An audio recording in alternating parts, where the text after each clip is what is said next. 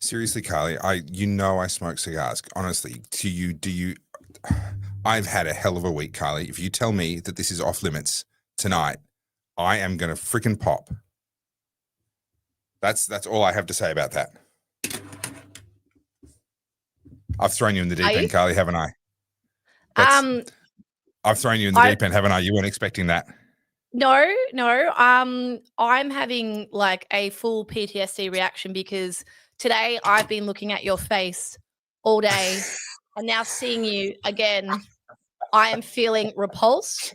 I am feeling my reflexes making me want to vomit. And yeah, just so everyone knows. This is why you charged me double. So quit whinging and get on with it, because you're getting paid to look at my beautiful face. When you say double, are you implying that I should just add an extra zero on the end? Because I'm more than happy to. Well, my understanding was, based on your quality, that you were working for free, and I said you could double it. Wait till you get your next invoice. You might be shocked. Oh dear. Oh dear. All right. So I have resorted, because I'm actually really pissed. I'm not normally the one that comes on the show angry. I'm actually really angry. I did a video today that is one of those videos that I'm looking at it. It's going to get edited tonight and it'll go up tomorrow. And I'm like, I don't know if I want to release this one because I made it angry. I am really pissed about this whole youth crime thing. I'm pissed about the murders that happened the other day. I'm pissed about, well, no, I know it's taken me a little while longer to get to where you are, Carly, but I'm there now. And I'm super pissed that today Victoria Police finally came out and said, sentencing for youth criminals is not in line with community expectations. What a weak ass bureaucratic. I mean, okay, finally they're saying something. I mean, they're finally saying something. Okay. I try to give credit where it's due, but my goodness, it is so little, so late, and kids are dying. And you and I and many others, we're not alone in this. We're not claiming credit for this, but you and I, among many others, have sat there for months on the Oddcast and for years in our own independent work saying the kids getting wrapped up in this are going to end up dead. And now they are. Another kid died in a car crash today, not the driver. 14-year-old was driving and one of his passengers was killed. We're watching people get shot. We're watching people get hacked to death with machetes. Apparently, some of them not even involved. Like a case of mistaken identity is what we're currently being told at the moment in the case of at least one, if not both of these kids that were hacked to death in the western suburbs of Melbourne the other night. I am over it. I am sick and tired of opening up social media in the morning and reading about another violent death in Melbourne. Yeah. I did a reel last night, and as expected, it's going quite viral. Do you mind if I play it? Because I think it sums up everything. Yeah, I haven't seen it, so please do. All right. So I made this last night, and for those of you guys watching, I mean, you've heard me on the Oddcast. I get pretty fired up about it. And I know that kind of delivery doesn't necessarily relate to everyone. And, when I get emotional, when Topher gets emotional, I think it's warranted. I think it's needed. And I think it's the lack of emotion that gets us to this point of being so apathetic. But my frustration now is that I have to tone down all of that emotion. I have to sort of like block it so I can communicate to people who still refuse to see the bleeding obvious. So I made this reel, and it's not spicy cults, because I need you guys to understand I'm trying to go beyond the Oddcast, beyond people who are already on our page. I'm trying to appeal to people who maybe still don't think it's that big of a deal. So what I compiled was a bit of I hate saying highlight reel because it's not a highlight reel, but like a low light reel. Yeah, a low light reel. Yeah, good example of crimes that have happened recently. And I think the issue we face right now is that these crimes are happening at such a rapid pace that they pop up in social media for 1 minute, and then the next thing happens, and the next thing happens, and people forget the severity of these crimes. Now, we know people are dying. We know people are being slain with machetes. We know all this, but the problem is the stories don't sit long enough in our feed. So that's what I was keeping in mind when I made this. So I'm just going to add it here for you guys. Hopefully we don't have any internet gremlins. And at large are in the grips of a crime crisis, and this is a conversation we're not allowed to have. So let's have it anyway. For context, we were victims of a home invasion last year where our car was stolen along with our personal effects. Fast forward to just 3 months later, my car was broken into whilst I was photographing a wedding and all of my gear stolen. Sorry, guys. I don't know what's going on with that. Let me just refresh it. Sorry, that's not playing correctly. I could hear it correctly.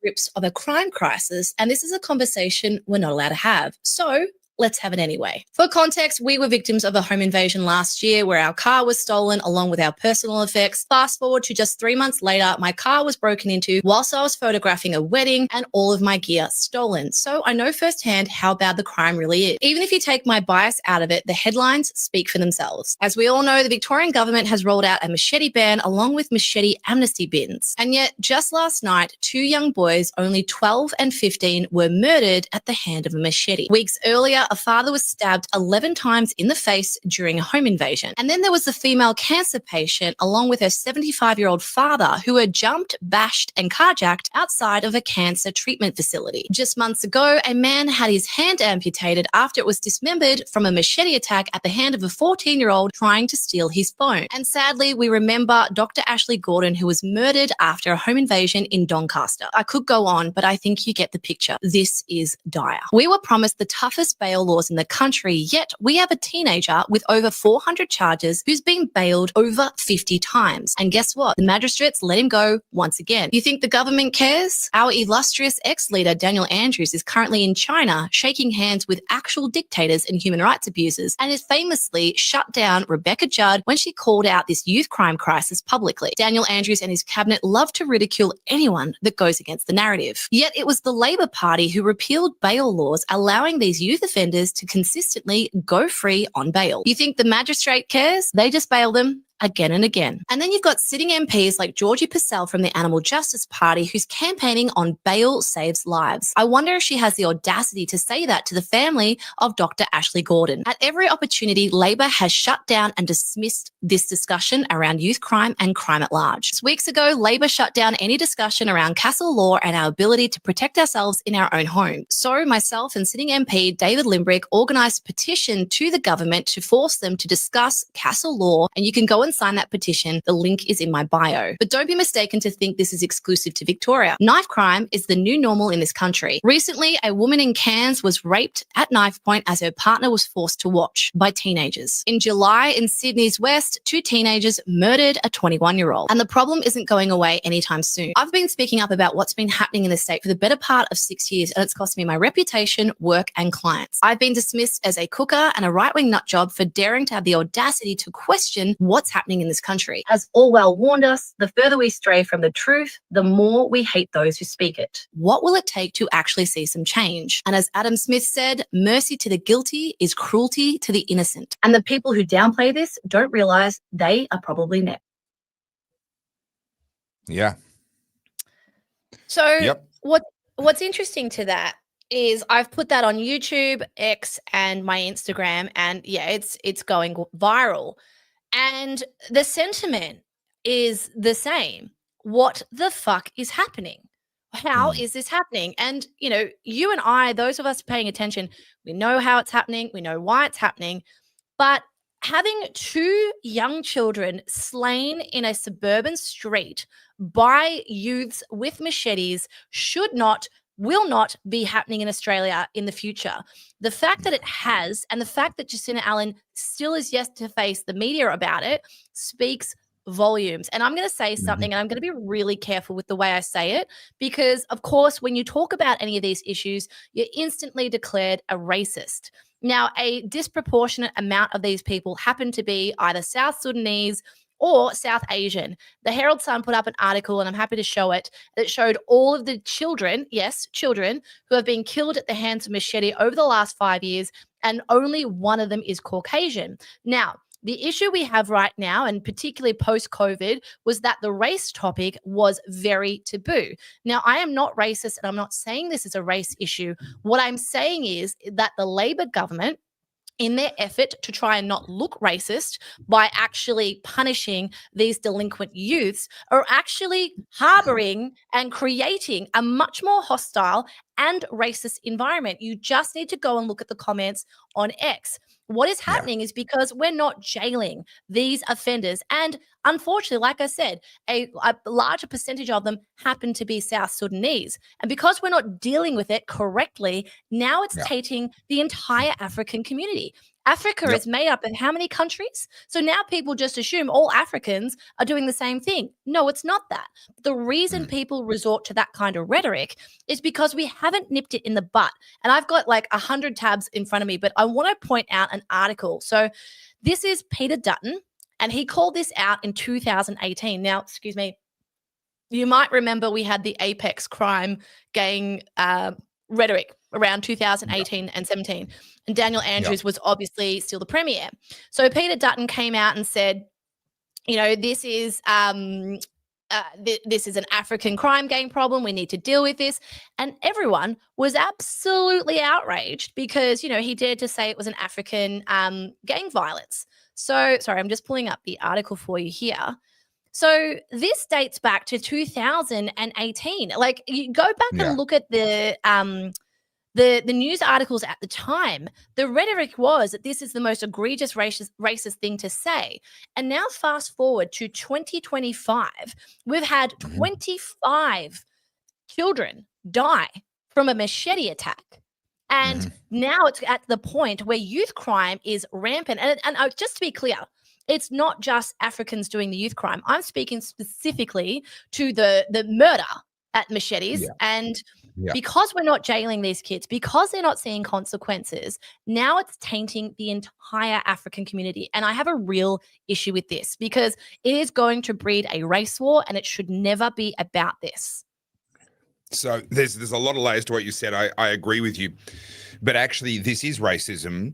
It's racism in the form of the justice system treating people differently, treating perpetrators differently based on whether they happen to be an Australian-born Caucasian or one of the more recent sort of immigrant groups such as your Italians, your Greeks, your Vietnamese, these sorts of things, versus if they're a brand new arrival from Africa. And the racism is not in the community at large noticing. The racism is in the fact that the justice system is actually treating people differently depending on how recently they arrived and what their point of origin originally was. Now, the video that I made today that I'm still in two minds about releasing because I made it angry. I wrote this video angry. Is the tyranny of false compassion. There's a verse in the book of Proverbs, Proverbs 12, verse 10, that says the tender mercies of the wicked are cruel. And I think Daniel Andrews and Jacinta Allan embodied that concept in how they handled youth crime. They called it mercy. They called it compassion. They said, we have to be compassionate towards these young criminals. We can't hold them to the same standard. We can't punish them in the way that we would punish a white youth who might do the exact same thing in the name of compassion. But their version of compassion is actually just cruelty. It's cruelty to the rest of us. And that harks back to the Adam Smith quote that you gave a moment ago. The reality is the most compassionate thing that someone could do to one of these kids. Now, I'm not talking about any old kid. I'm talking about kids that are at the point that they're walking around with machetes. The most compassionate thing you could do to that kid is belt them to within an inch of their life. Yeah. Make them sit in hospital eating through a straw for the next 6 months while they wait for the bones in their face to fuse together. And they have some time to think about the choices that they're making. Failing to hold them accountable, failing to pull them up short and allowing them to continue down this road that they're on, this death spiral of violence where they will end up being killed themselves. And we're going to talk about the guy that got shot recently. We're going to talk about him in a minute. Allowing them to continue down this pathway is not compassion. Jacinta Allan's version of compassion, not only is it not compassion to the victims of crime, not only is it not compassion to the future victims and the rest of the community that has to live with fear, it is also not compassion to the perpetrators. This is not compassion to anyone. It is cruelty. Yeah. So I just want to, I want to pull this article up because this is essentially, oh, sorry, I don't know what happened there. It's just quit on me. This is the article I was referring to from the Herald Sun. So this is like a collage of all the young men under 25 who have been slain by a machete attack. So when we look at the ages, I mean, these is the two young boys that were murdered on the weekend. Yeah. Sorry. 12. Like, how does that not boil your blood?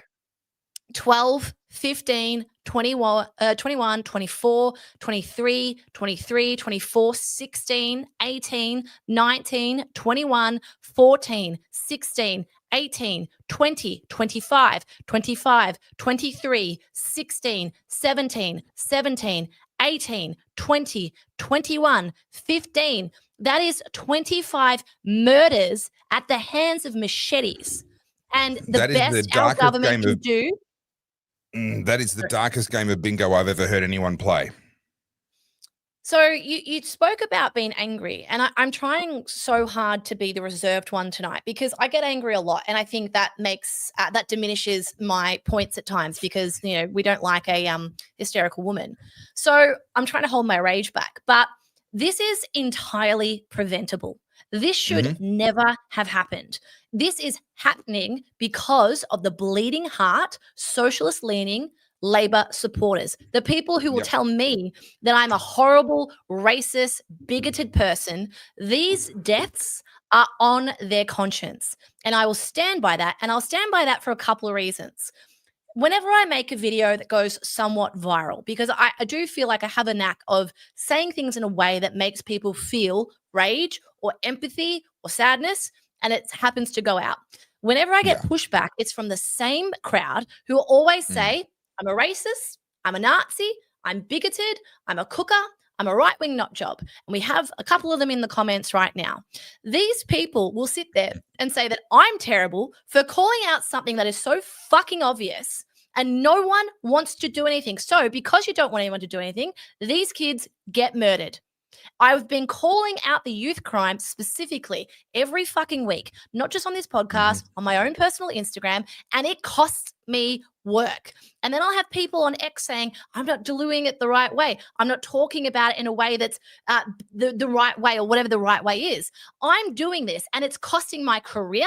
It's costing my my income because I care and I'm passionate. And I keep doing it knowing that it is absolutely sabotaging my own personal life. But at what point, what will it take? And you know what pisses me off? Sorry, now I'm going to get angry.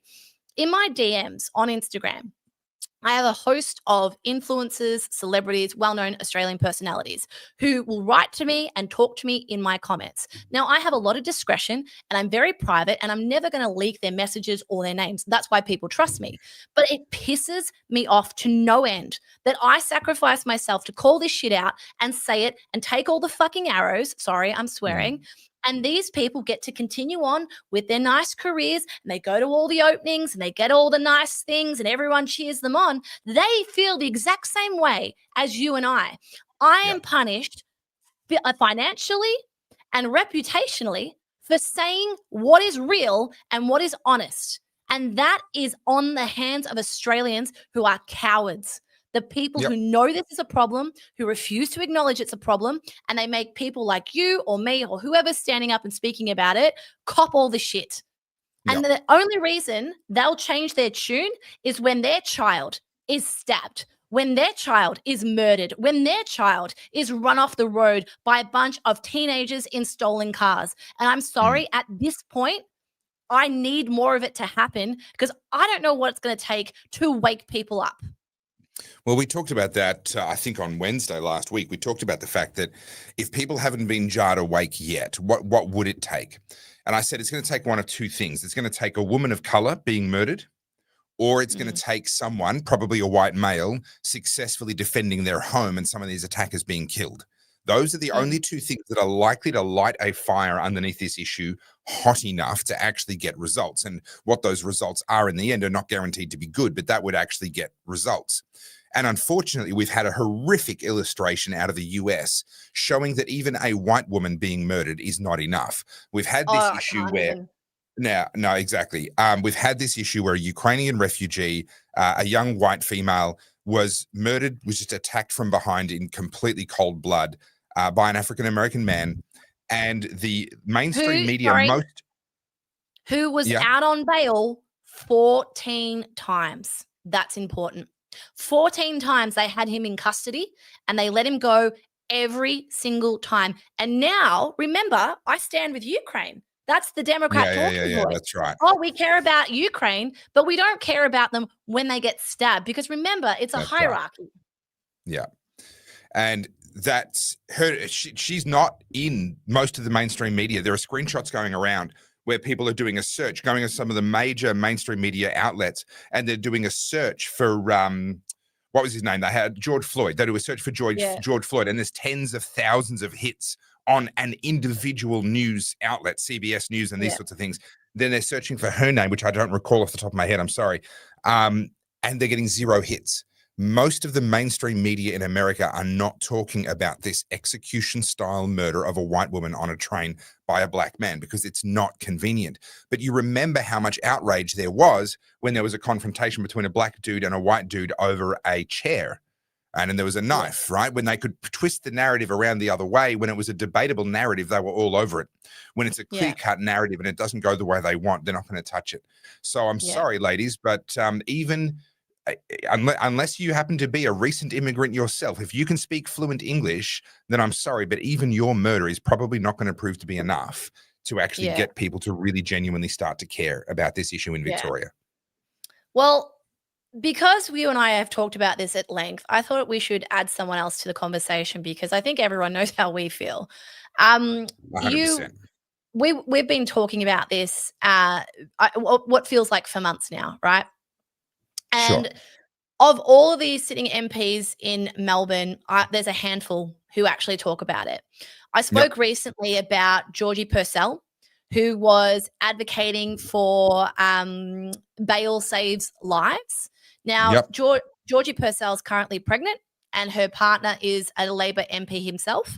And she's been campaigning that bail disproportionately targets, people of color from minorities. Yet, interestingly, now that these people of color, and I'm using their words deliberately, right? These are the words that they say.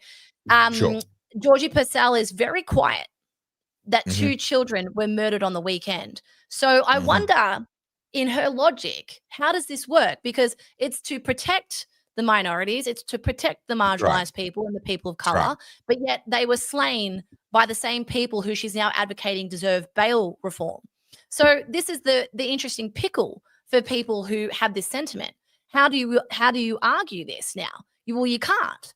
And, it's easy for Georgie Purcell to get up and say that when it was Dr. Ashley Gordon that was murdered in cold blood after a home invasion. But now that we have a 12-year-old and a 15-year-old African child murdered, I'm just curious to see what Georgie Purcell would say. This is a two-tier justice system. So, look, for sure. That all being said, I decided to invite a guest onto tonight's show.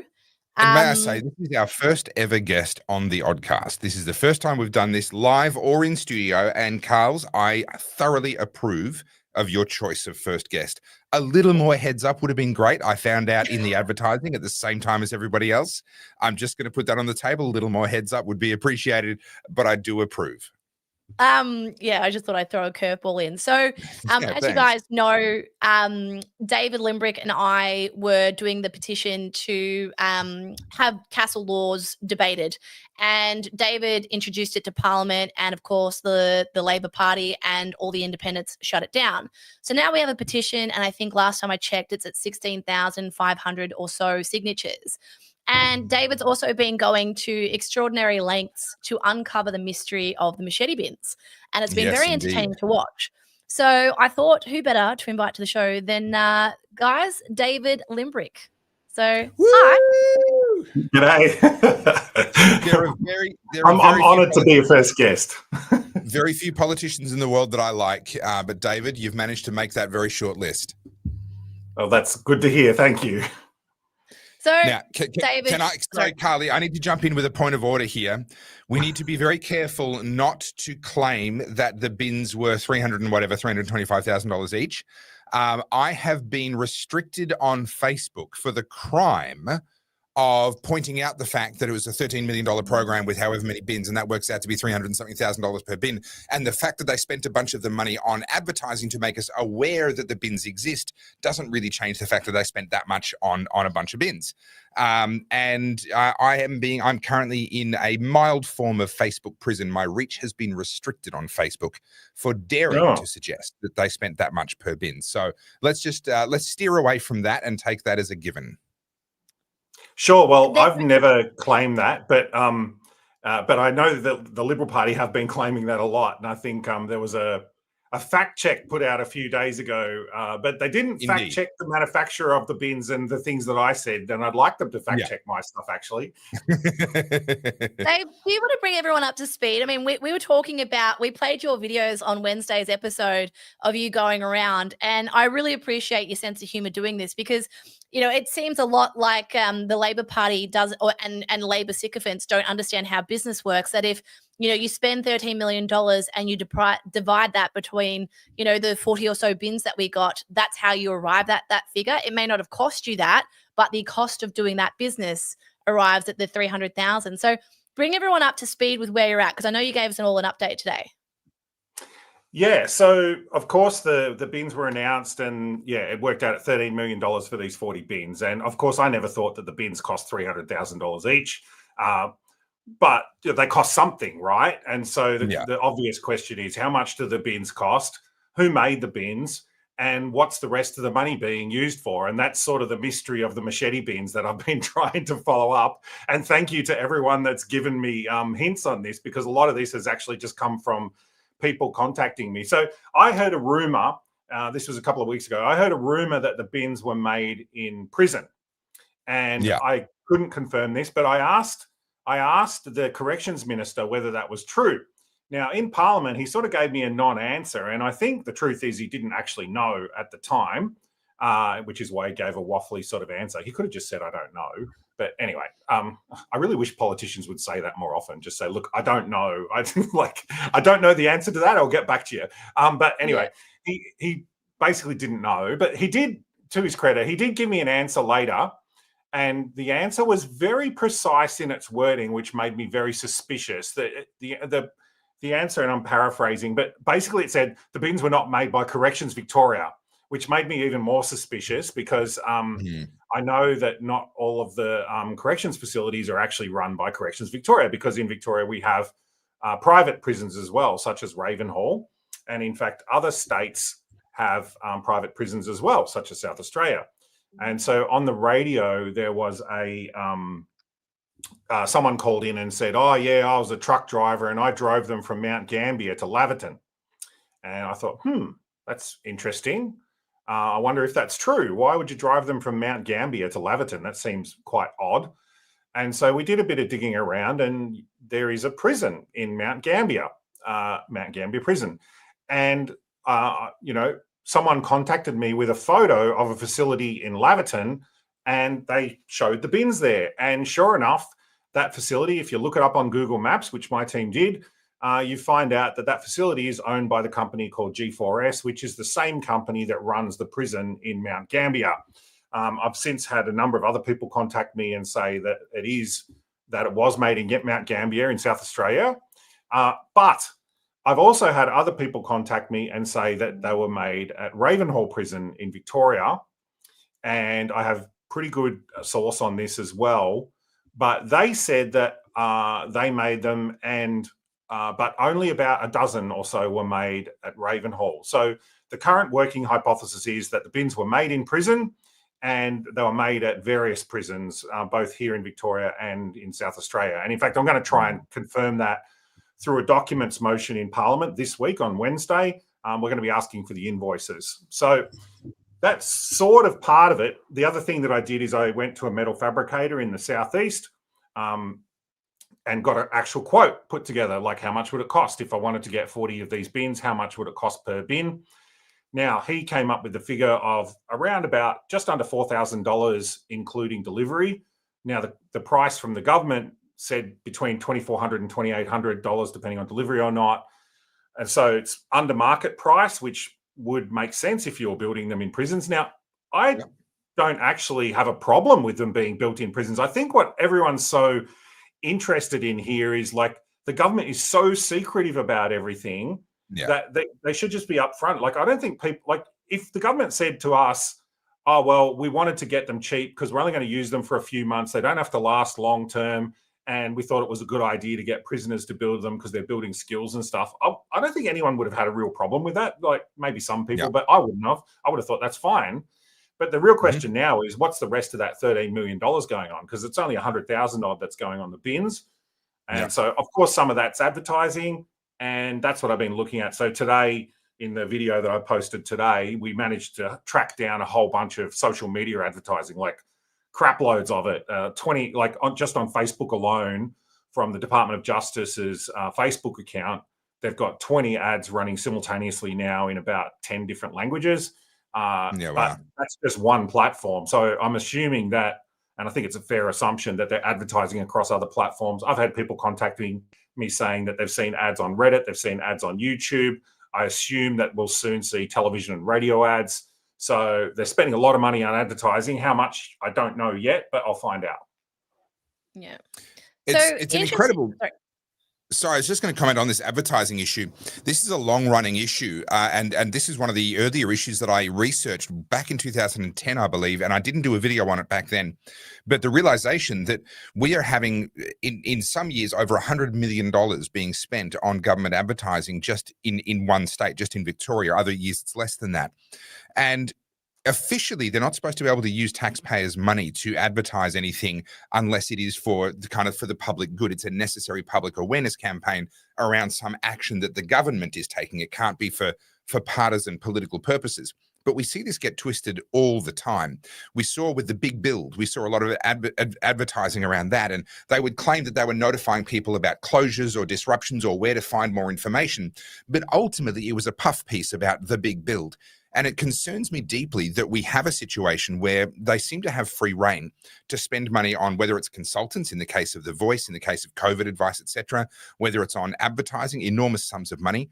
And there doesn't seem to be any easy mechanism for transparency, David. You mentioned that you sort of have some idea where to look for certain things, but to really get a picture of this, you would have to draw information from dozens of different places and collate that together. Correct me if I'm wrong. Yeah, well, some of it is in the budget papers. Some of it you can get through the Parliamentary Accounts and Estimates Committee. I'm not a member of that committee. I was in the last term of Parliament, so you do get the opportunity to quiz ministers.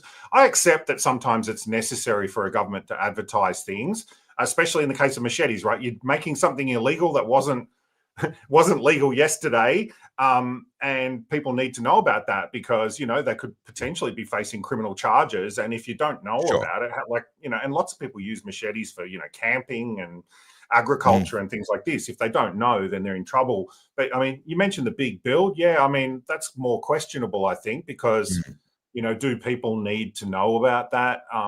Like, I don't know. Like, the thing is, right, like, I've had problems with advertising ever since the pandemic, because what happened when the pandemic hit and we had the lockdowns, all of the commercial advertisers pulled out. So you would have seen on the radio and television, advertisers just pulled out, even on bus stops and billboards and everything. Like, advertisers just pulled out because they couldn't sell their products. They were worried about finances. All of a sudden, the biggest advertiser in the market was the government. And that sets up all these really, really bad incentives where, you know, the media is meant to be reporting on and criticizing the government, but also they're really the hand that is feeding them at that point. And it's a big problem. So look, I do accept that sometimes governments do need to advertise things to make people aware of things. But I mean, this machete ban, it should never have been a thing in the first place. It's just so stupid. I don't think that anyone, including people in the government, believe that criminals are going to be putting their things in these bins. we actually saw one guy putting his machete in a bin. He had a sore foot. It was in one of those boots. And like, he used to be a tiler. And he said sometimes he'd get jobs outside where there'd be like an overgrown garden and he'd use it to hack up the garden. But he said he hasn't done tiling for years and it's just been sitting in his shed going all rusty. So he thought he'd better bring it in so he doesn't go to jail. So, you know, I think that's probably typical of the type of people that are putting them in the bin. Yeah. David, you obviously saw the news over the weekend, more senseless deaths, a 12-year-old and a 15-year-old. And unfortunately, the footage has been out as well. And, you know, I can't say I really appreciate seeing a 12-year-old getting murdered on CCTV footage. This is now getting to a point where it feels, I said before you joined, that the news cycle is going through these stories so quickly that it's hard for us to fully grasp the severity of these crimes. You know, a couple of weeks ago, it was the man who was stabbed in the face 11 times. Prior to that, it was the woman who and her father who were beaten up and carjacked out the front of a cancer treatment center. Then, of course, you had Dr. Ashley Gordon, who was murdered after a home invasion. You know, it just feels like this is ongoing, and there's a new story every week. And I showed Topher just before you came on, you know, photos of all the people who have been murdered at the hands of knives.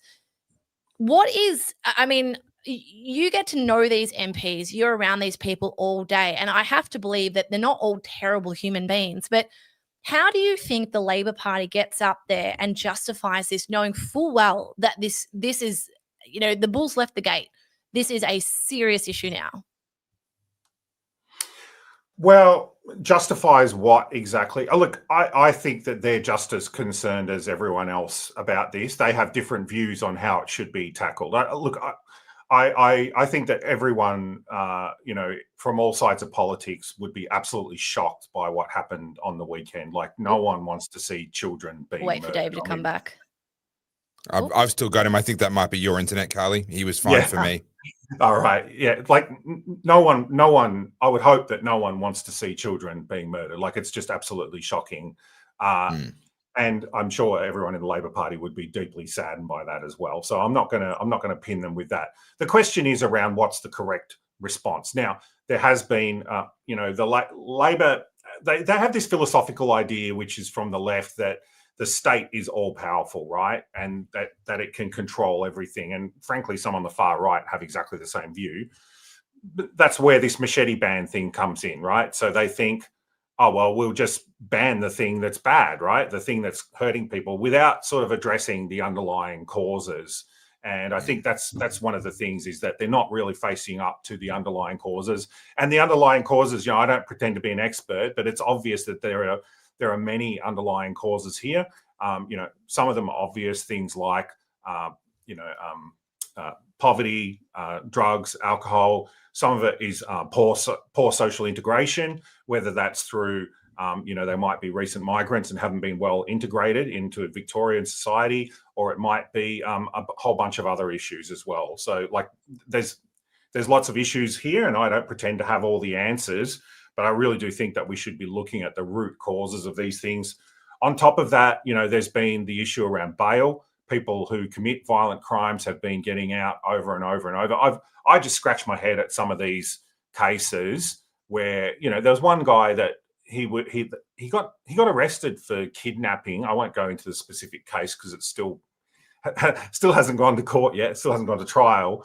But yeah, like, it was a kidnapping case where they kidnapped someone and assaulted them.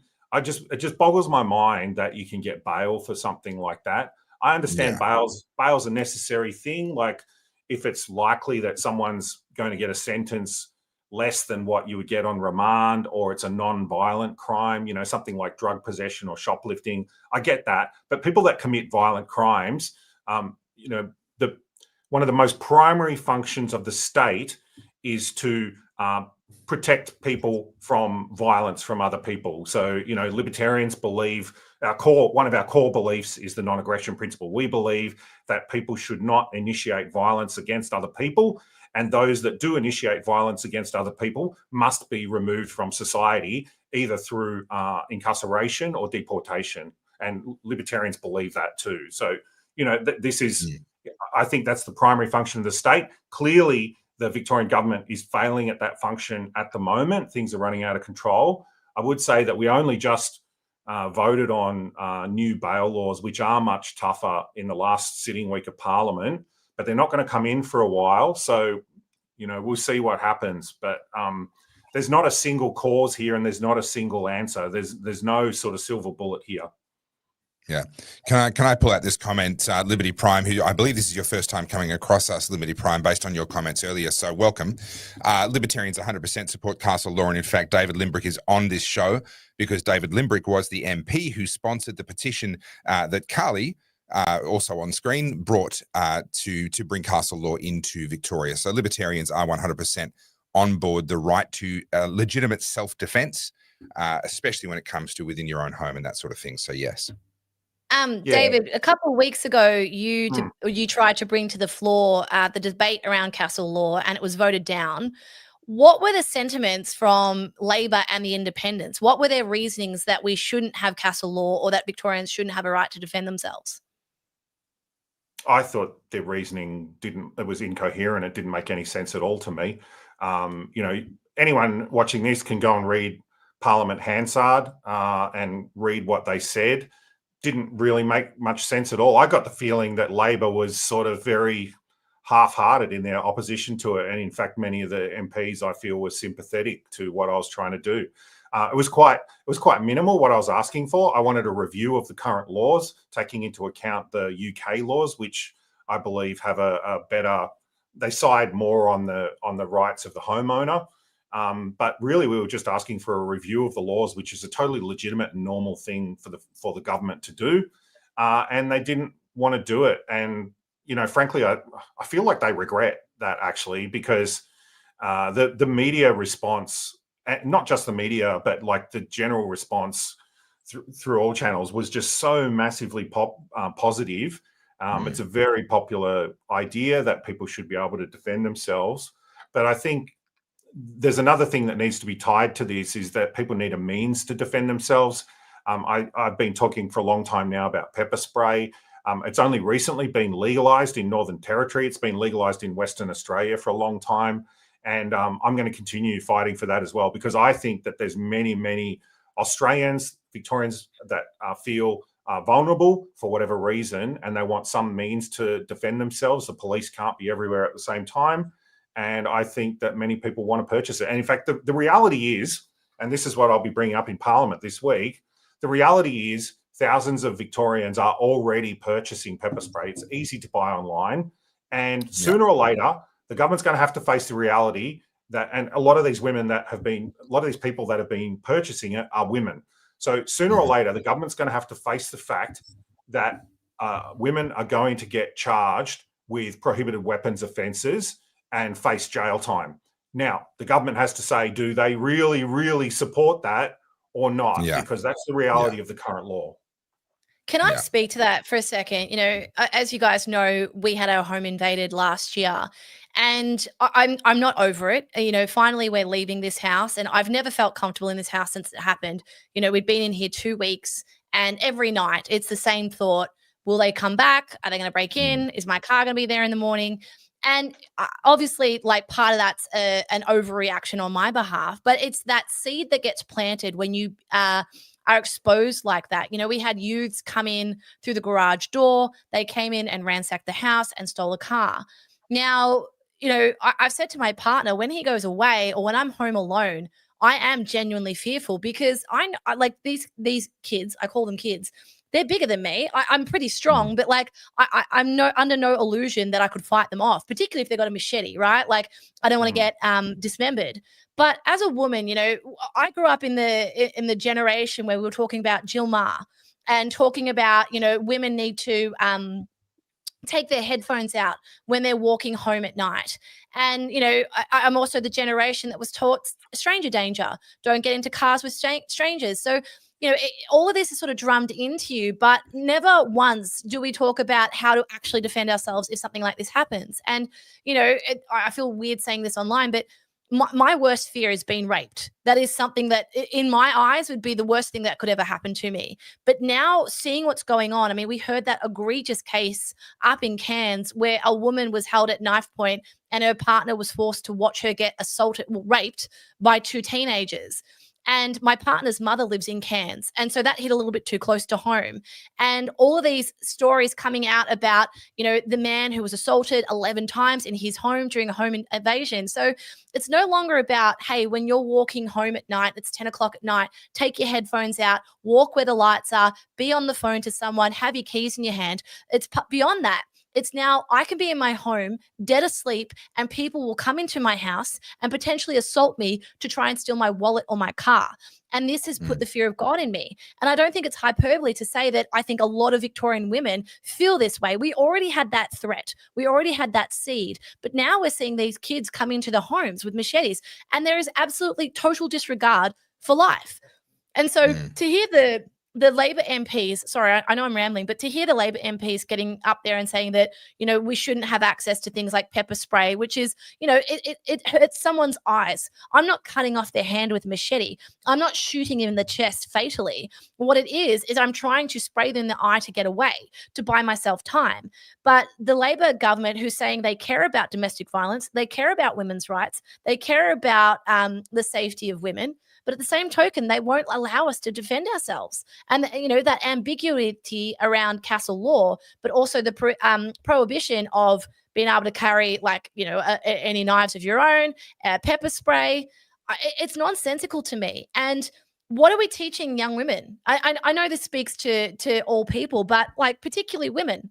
You can't defend yourself. So just shut up and get raped. Is that the sentiment? Because that's how it feels. That is what some people say.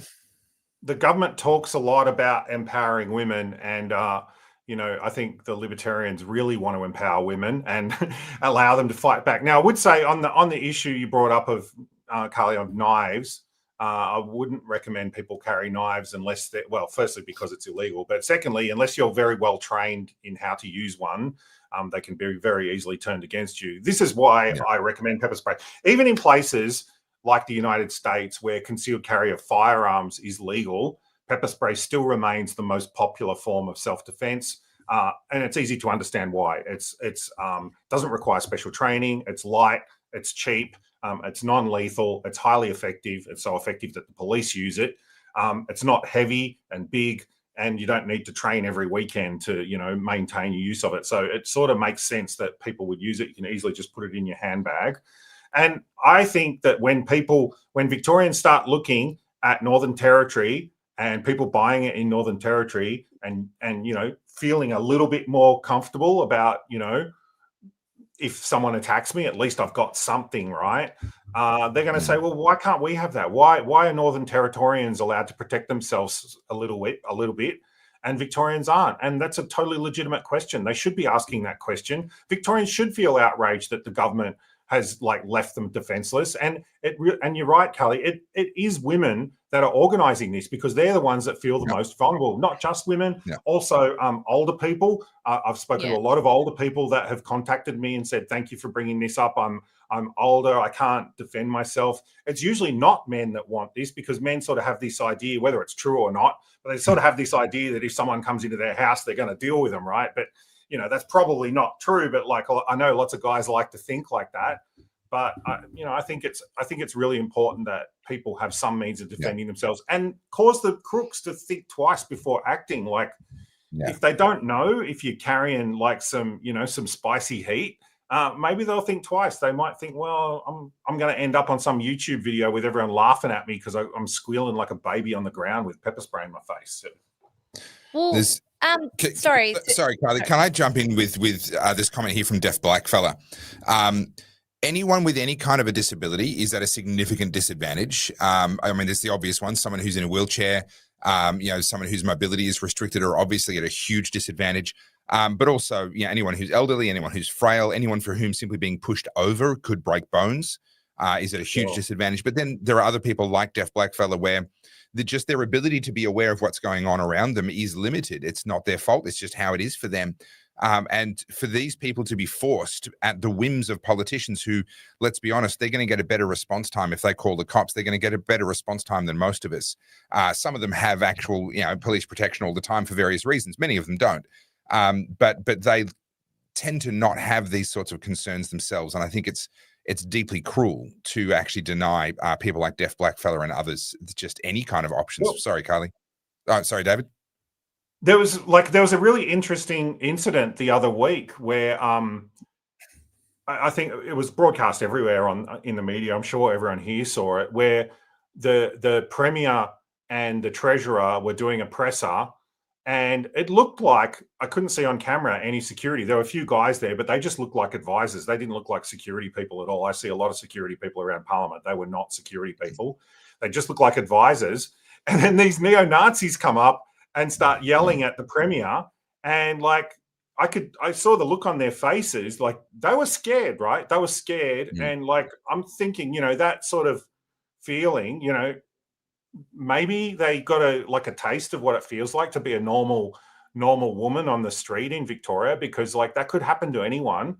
And if they had some pepper spray, maybe they could have dealt with him. I don't know. Like they don't think like that, I don't think, though, David. Like, they demonize the neo-Nazis. And I mean, we all feel the same here about the NSN. They're time wasters. I don't want to give them any airtime.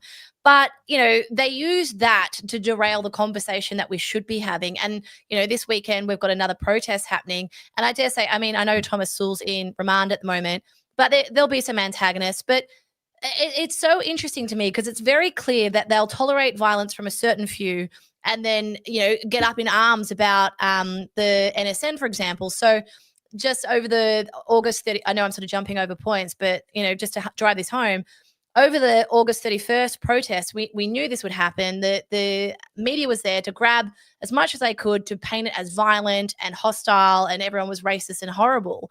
So the media is capable of reporting on this. The media is capable of shining a light where there's something to be looked at, and the government will talk about it. But when it comes to what's going on with youth crime, it's interesting because it's mostly Channel 7 that I see that do the actual coverage. Occasionally Channel 9 will do it. I've rarely seen Channel 10 do it, and the ABC don't touch it unless it's like, unfortunately, the 2 children who were murdered on the weekend. And so the government's able to sort of dodge and duck a lot of these issues. Like, I haven't seen Jacinta Allan come out yet talking about the 2 children on the weekend. I know she'll be able to explain that she was at the funeral for the slain police officer today. But it does seem to be a double standard from the Labor Party. We had a statement from the Premier within minutes after that confrontation with Thomas Sewell. But now it's been 3 days and nothing from the Premier about a 12-year-old being murdered by a machete. Well, look, I'd say this. I haven't commented publicly on that particular incident either. And the main reason I haven't, I'm not going to speak for the Premier, but I'm sure that she's sort of, I'm sure she feels upset about this, as upset about this as everyone else. I'm not going to dehumanize people by saying that they don't get upset about children being murdered. But when politicians talk publicly about stuff like this, if it's not done in the right way, it can be seen as trying to capitalize on it. And so that's why I haven't spoken about it. And also, I just don't know the facts here. I don't know who these attackers were. I don't know anything about them. I don't know any of the facts and I think that my history with looking at these events and trying to restrain from hot takes, I think many people would be well advised to follow that advice, because things are often turn out to be different than what you first thought, or things are more complicated than what you first thought. And sometimes it pays to just be quiet and watch for a little bit. And that's what I'm doing at the moment. I'm watching this. Like I said, I think it's awful and sad what's happened, but I other than say it's awful and I really feel for these families and friends that this has happened to, I can't offer any solutions here, and I don't pretend to. Well, Brad Batten from the Liberal Party has been doing exactly what you just said, David. He's been going to crime scenes. He went to one last week. I can't remember which particular one it was. There's so many crimes in Victoria now, I can't keep up. And of course, the Labor Party came out straight away saying he was doing exactly what you said, capitalizing on it. He was doing it for clicks and social media. And I can understand how that can be framed from a PR perspective, but it absolutely boils my blood because, again, it's just a superficial talking point. It's just more PR spin. Now, I'm not pretending to know what Brad Batten's motives are, but he is an ex-police police officer himself. I dare say he feels quite fed up with what's going on. And I'm at a point where I want to see someone doing something. And I understand that when you're an MP and when you're a politician, you do need to be careful. Of course, I understand that. But it does come to a point where the inaction speaks more for the reaction. And, you know, I'm not saying that Jacinta Allan's a heartless person. I'm not saying that at all. But I do believe that the number one thing that they care about is public perception and making sure that the public see them in a certain way. And that derails the real conversation we should be having. So look, I mean, yeah. Sorry, can I make an observation there? There's a danger of falling into the do something reflex. And I sympathize, David, with your comments there. We don't want to jump to conclusions. This particular incident, we don't have enough details yet. But the reality is we do have enough details about a lot of previous incidents. And so I would be cautious of saying we need politicians to do something. What I am seeking to do on my own channel is to say we've already figured out what needs to be done, not as a knee-jerk reaction to the latest crime, but as analysis of crime after crime over a period of months and years. It's very, very clear to me, at the very least, that releasing violent criminals who have committed more violent offences whilst already on bail for prior violent offences, releasing them that second time makes no sense whatsoever. I have a lot of sympathy for bail for first-time offenders. I have a lot of sympathy for bail for non-violent offenders or people, as you rightly pointed out, David, where the sentence would be very likely to be less than their time in custody awaiting trial. I have no comprehension of why it has taken this long, and perhaps you can shed some light on this, David. We were promised the toughest bail laws in Australia. That was quite some time ago. I understand that there is a process that needs to be gone through, but I also understand that the government has in the past shown a tremendous enthusiasm for getting things done very quickly when they see that it's in their best interest to do so. What is taking so long to get through a bail reform that apparently we all agree is necessary? Why is it going to take this long? Well, it's already been voted on, the latest round of bail reforms. The problem is it takes time to implement in the justice system. I mean, that's the sad reality, is that when you have new bail systems, you need to roll that out. That's like a big project, and it takes a bit of time. So look, it's going to take some time before it's rolled out, but the law's in place. Now, I mean, with regards to what you said before, Carl's, about, you know, taking action, I think that politicians should be taking action, but the actions that, you know, what we're meant to do as lawmakers is change the law. And so what I'm trying to do is popular, and I think I'm having some success in that as well, you know, being a single MP, but raising the profile of things that may not be the total solution, but will offer some help. So things like castle law, things like pepper spray, things like keeping violent people off the street. I think that there's lots of other things that we can do. I think that we can look at reprioritizing the police force, like what they're working on. I think that there's far too many laws, silly laws that they're enforcing at the moment, that they should be really focusing wholly on crimes against the person and crimes against property. You know, the libertarians have long argued that, for instance, cannabis prohibition is a total and utter waste of police resources for something that's non-violent. Why are we wasting police resources on things like this? Things like you know, these you know, saying naughty words, like the social cohesion laws that they just passed. Why do we have police doing stuff like that as well? Like, police should be focusing on the things that they signed up for. Because the other thing is, like, there's been this really big problem with demoralization of the police force. And people 100% talk about the pandemic. The reason that the police force felt demoralized during the pandemic, I think that your average good policeman who signed up to the police force wanting to help his society, he wants to lock up the rapists, the thieves, the murderers, the bad dudes, the thugs, right? He didn't sign up to, like, give out fines to people with masks. He didn't sign up for, you know, pepper spraying people because they were outside their homes. And similarly, he didn't sign up for all these other, like, police look at people like who have a bit of weed in their pocket. They just think it's silly, right? They don't think it's a serious, they didn't sign up for that sort of stuff. And I think this would go a long way to improving the morale of the police force, because it's really bad at the moment. They're having trouble recruiting and retaining police. They got problems with police on leave for all sorts of reasons, including, you know, mental health issues, which is understandable. It's a high stress job. So I think that we need to, like, you know, let's get police focused on the bad guys. Police should be the heroes. Police should be the ones that everyone looks to and has respect for. And a lot of that got destroyed during the pandemic. And I think that we need to get back to that point. Can I just to clarify my point, when I say I want to see politicians do something, I'm not saying make a machete bin. I'm not saying ban the machetes. Yeah. I'm not as well versed in the way you guys are in speaking politically. I shoot from the hip a little bit. So I just wanted to make that point. My frustration is I'm very straight to the point. I'm very blunt. I don't know if you've ever noticed this about me. I'm very direct. No, never. Never. I know. It's No. shocking, right? And so I work in advertising and marketing. That's my whole career. I understand the PR spin. I understand why things are done. I get all that. I don't need that explained to me. My frustration is when it comes to death of innocent people, particularly children, or violent crimes, there shouldn't be this quick summary of the current government, Labor Party, coming together to figure out what the messaging is for PR. It's the same every time there's a school shooting in the US. The default reaction is thoughts and prayers, right? And so immediately, everyone will come out, say thoughts and prayers, and then the Democrats are like, we need to ban guns.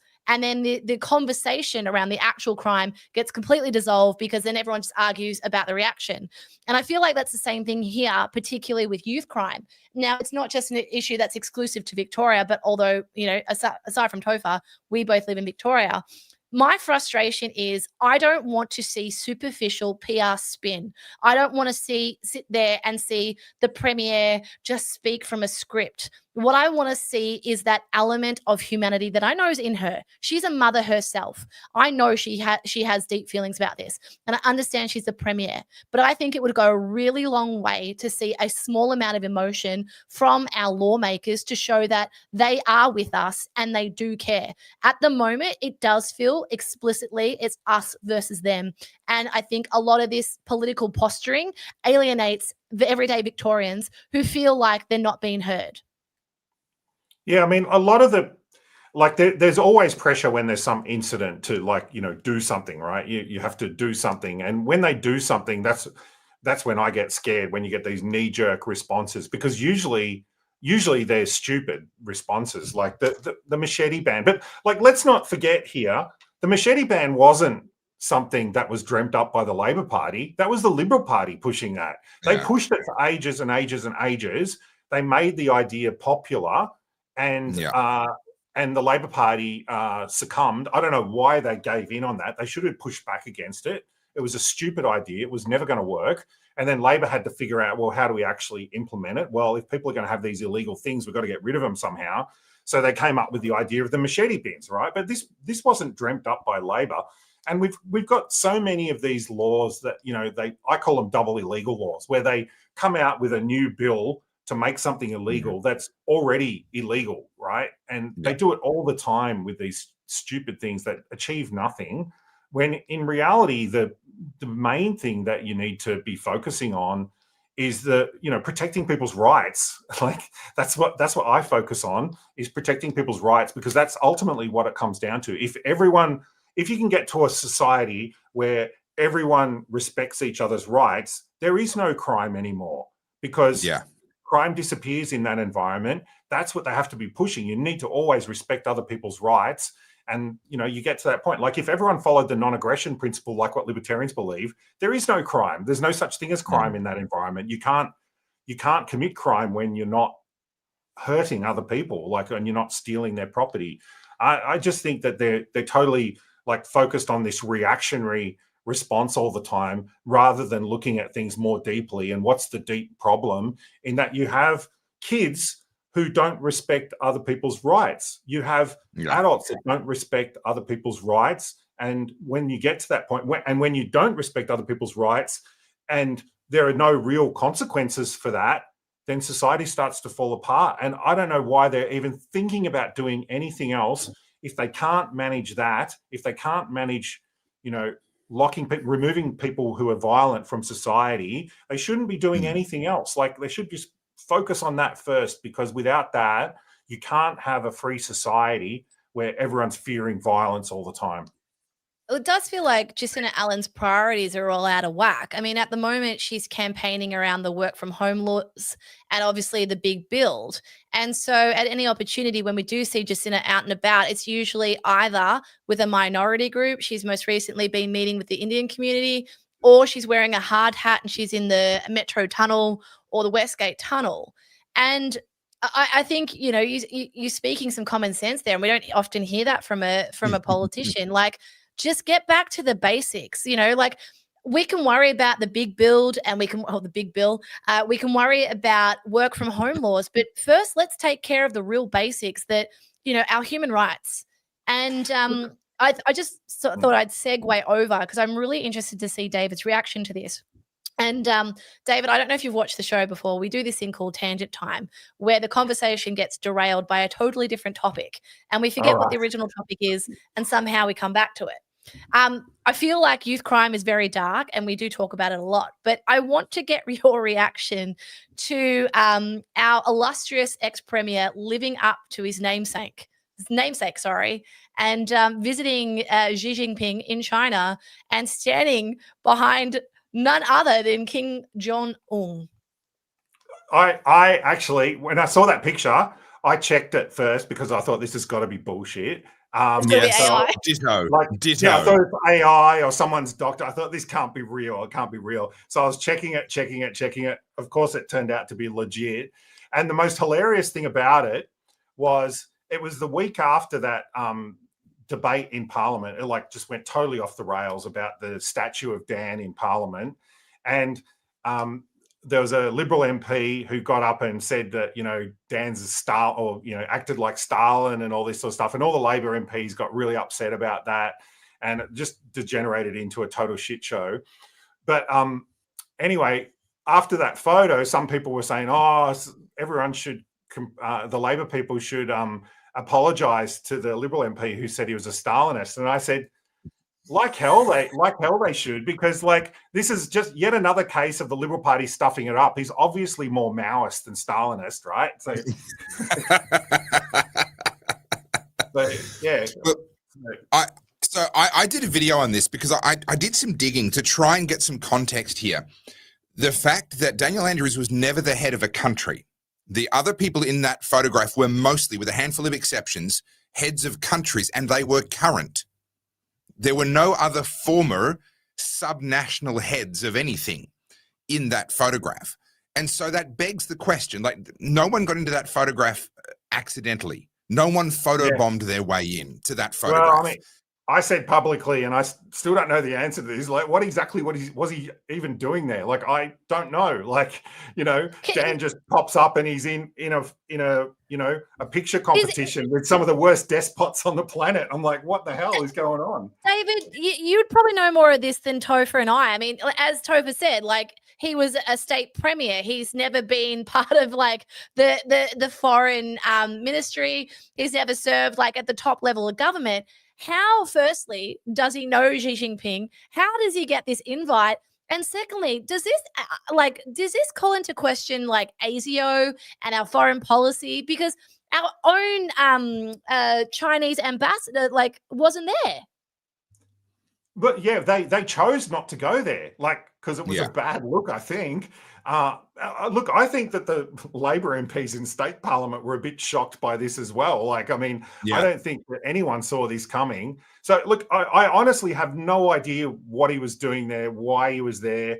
I mean, like, there's stuff reported in the papers, but like you say, like, he's an ex-state premier. Like, why would anyone care about an ex-state premier in China? Like, I mean, it's just weird. Like, yeah, I don't know. I don't know. Like, it's another, maybe this is another mystery for me to follow up on.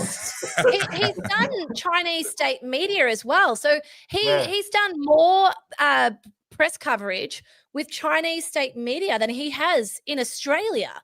This is like, and look, not to be conspiratorial, but I am going to be. How does one build up such strategic relationships just a few years after stepping down as the premier?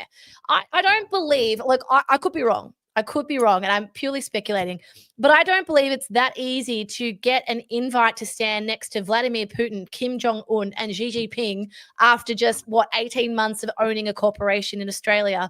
I dare say there has been some ring kissing going on for a long time, and a lot of those trips to China that he declined to have Australian media with him for may have been setting this up. Would I be like hitting a spot? So I'm gonna save David from responding to that by saying let's stick with what we know, because what we do know is actually every bit as damning as what we could speculate. What we do know is that Daniel Andrews publicly said that he wanted Victoria to be one of the leading states in terms of acceptance and adoption of the Belt and Road Initiative. He attended, so he was elected in 2014, if my memory serves me correctly. It took him less than a year to go to China the first time. We don't know much about that trip, but that was where he took that famous photo on the phone in front of Tiananmen Square. 2016, he went back again. 2017, we at least know why. He attended the Belt and Road Forum. 2018, he didn't travel to China, but he signed Victoria up to the Belt and Road Initiative formally for signing the MOU in 2018. 2019, he went back and attended the Belt and Road Forum again. Oh, by the way, sorry, in 2017, he didn't just attend, he spoke. He gave an address at the Belt and Road Forum. Then COVID hit, and he didn't travel to China during COVID. But infamously, 2022, he had that very short notice trip. There was only a relatively short amount of lead time, and Australian media were not invited. Now, the reason he gave for that was because he had wall-to-wall meetings and there'd be nothing to photograph. So this was a busy 3 or perhaps 4 day, I don't recall, trip inside China. 4 months after he returned from that trip, he announced his resignation effective tomorrow. 6 approximately months after that resignation, he started 2 new companies, both of whom co-shareholder with one of his key advisors who traveled with him to China on every one of those trips, and is credited as a co-author of the Belt and Road Initiative deals that Victoria signed up to. That is the man that he is a co-shareholder with in his 2 companies. Now, 18 months or so after that, he is still considered important enough in China to be invited to attend, to be one of the people who walks the red carpet, to shake hands with Xi Jinping, and is one of the people included in the so-called family photo at the end. What I believe, my personal opinion, is that this gives rise to the appearance of corruption. This gives rise to the appearance of him having used his time as premier to prepare his post-political life. Now, I would love for him to come out and publicly correct the record and show that I'm wrong, that appearance is not actually what actually happened. But my concern is that the appearance of corruption is just as corrosive to public trust as what actual corruption would be. He doesn't have to have acted corruptly in these instances. The fact that the appearance is there and that he's not correcting the record and letting us know what actually happened means that he's having a terribly toxic, terribly corrosive effect on public trust. And I think people are right to be deeply suspicious of why is he in that photo. Explain that. I mean, it's a fair question. And look, I don't know the answer. Look, I wish I could tell you more. I really don't know the answer on what's going on there. But yeah, I mean, it's a totally fair question to ask. And what makes him so important that he's in that photo? Because I don't see any leaders of any ex-leaders of American states there, for example, or, it just seems weird. It's very, very strange thing. I'm sure there'll be lots of questions about it, but, I'm not going to. It. He's come out defending it. Yeah, he put out a press release. Can I add one more piece to that puzzle? In his initial comments, which he has fleshed out more thoroughly since, but in his initial defense for his attendance most recently to this most recent trip, he said that China is Australia's most important trade partner and it's a relationship we need to protect. I'm paraphrasing, of course. There's two big problems. Yes, but there's 2 big problems with that. In defense of our relationship with China, the Prime Minister decided to send the ambassador away from the event. So the national government that actually manages these relationships chose to go that way. Daniel Andrews is not and was never a representative or spokesperson for Australia or our trade relationship with China. Now, in the context of the ambassador being sent away and Daniel Andrews stepping in to do that, is he, and this is speculation on my part, is he, at least in his own mind, adopting something of an ambassadorial role? He seems to be, his own comments were essentially speaking on our behalf and promoting China and the China-Australia trade relationship in a moment and a context where the Australian government themselves were trying to distance themselves from it. Yeah, well, obviously the relationship with other nations is primarily handled by the federal government, right? But also state governments do have relationships. Like the Victorian government has what they call these global trade offices through Global Victoria, and they have them all over the world. And primarily what they're trying to do is set up contacts between Victorian businesses and foreign businesses so that they can facilitate trade. In fact, Sure. I've been pushing for them to ramp up the South American trade office. We have one in Santiago in Chile, because I don't feel like Victoria's taking advantage of the new free markets in Argentina, for example, under Malay. Sure. And I've been pushing the state government to do that. So it is, and I do accept that, you know, state leaders should have to travel overseas to maintain those relationships and things like this. But again, he's not No. a state leader anymore. No. And it begs the question, why is he there in the first place? If you're not from the federal government and you're not representing the state government, why would you be overseas? I mean, it makes total sense if the premier went to another country that's a major trade partner, you know, they went to China or Japan or the United States, you would understand that, because you'd say, well, we need to have a relationship with these countries. We need to promote our products and services, and we need to, you know, have that good relationship. But I don't understand why an ex-premier would go. For further context, there were two former New Zealand prime ministers, John Key and one other whose name escapes me, who were also in attendance in a private capacity post-politics, and they're welcome to do so, but they were not included in the family photo. That's the bit that makes me go, hold up. That's the bit that I think, that's the question that demands an answer. Well, maybe they chose not to. I don't know. Maybe they chose not to. But the thing about that photo, like it's one thing to go there. I know Bob Carr was there as well, but obviously Bob Carr's not in that photo.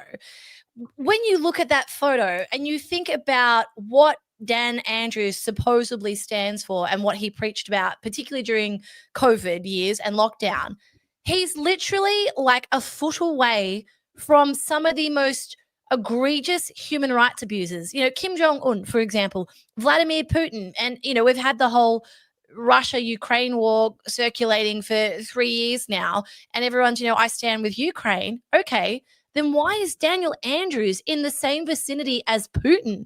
And I just want to contrast this. And the reason I know, David, I'm not trying to put you on the spot or make you say something you can't say, but we contrast this to what happens in the States. For example, was it about a month ago, Trump sat down with Putin. And of course, the left-leaning media, the Democrats all came out saying that Putin walked all over Trump, that Trump is a Russian puppet, so on and so forth. And then you contrast that to the coverage around Daniel Andrews, of all people, being in the same room as Putin and Kim Jong-un, no less.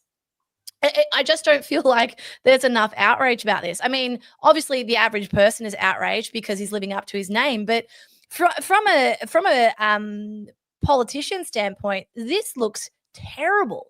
I don't know how you fix this. I think most people, I don't think the default response was outrage. I think the default response was like similar to me from most people. They're just scratching their heads going, what's going on here? Like, and I think I still feel like, I think a lot of Labor people feel like that. They're looking at this and go, what the hell is going on? Like, I mean, I don't know. Like I said, I don't know what he's doing there, and I don't know what that was all about. And it was pretty wild stuff.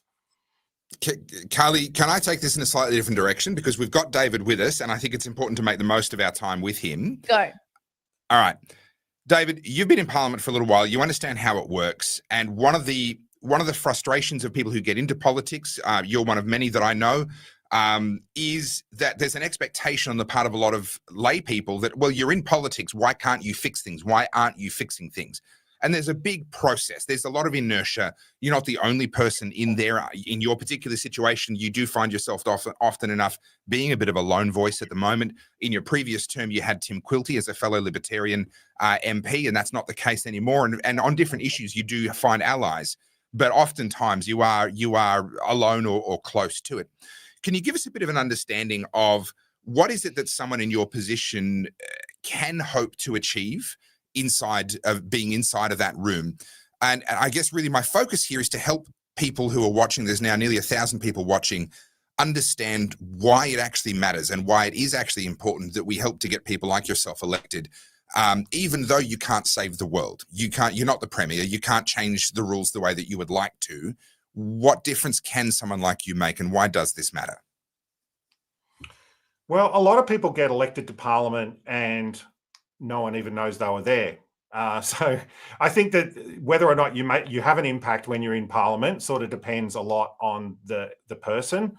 But from my point of view, what I'm trying to do is get as much attention as possible on particular issues where I feel that we have a unique position and can push forward an issue that I feel are important to the day. And I think that when we have that conversation, we can actually change the conversation on things. Like, people are talking about castle law in Victoria because of the actions that we took. Sure. Not me alone, but people that are with me and people like Carly who have joined on that through petitions and things.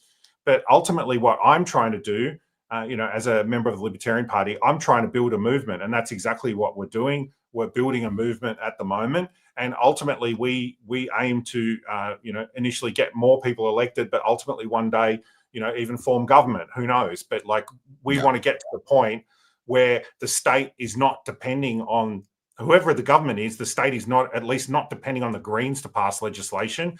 Maybe they need us to pass legislation. And if we got to that point, things would be very different in Victoria.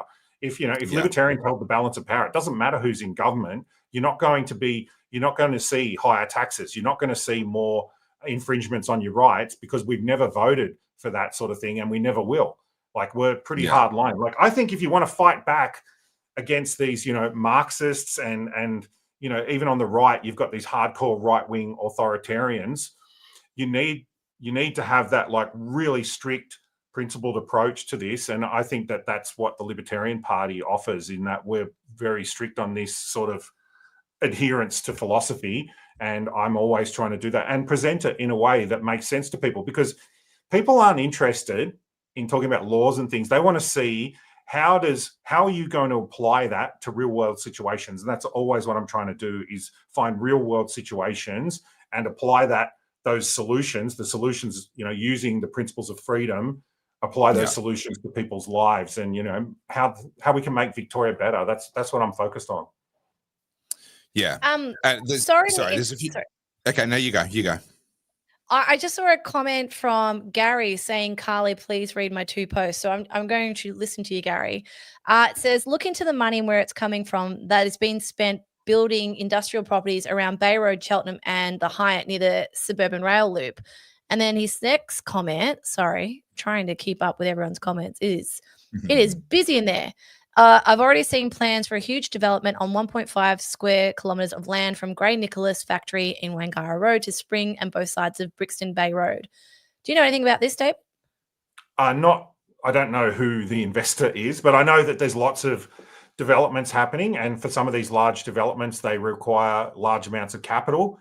That's not going to be mum and dad investors. A lot of it, I think, is going to be coming from superannuation funds. There's also some foreign investors. I welcome investment in housing wherever it comes from.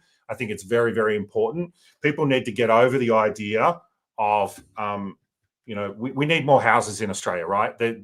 And if you want to stop houses being built, then you need a very good moral argument for that. And you need to make it as easy as possible for people to invest in houses, whether that's individuals, whether that's superannuation funds, or whether that's even foreign investors.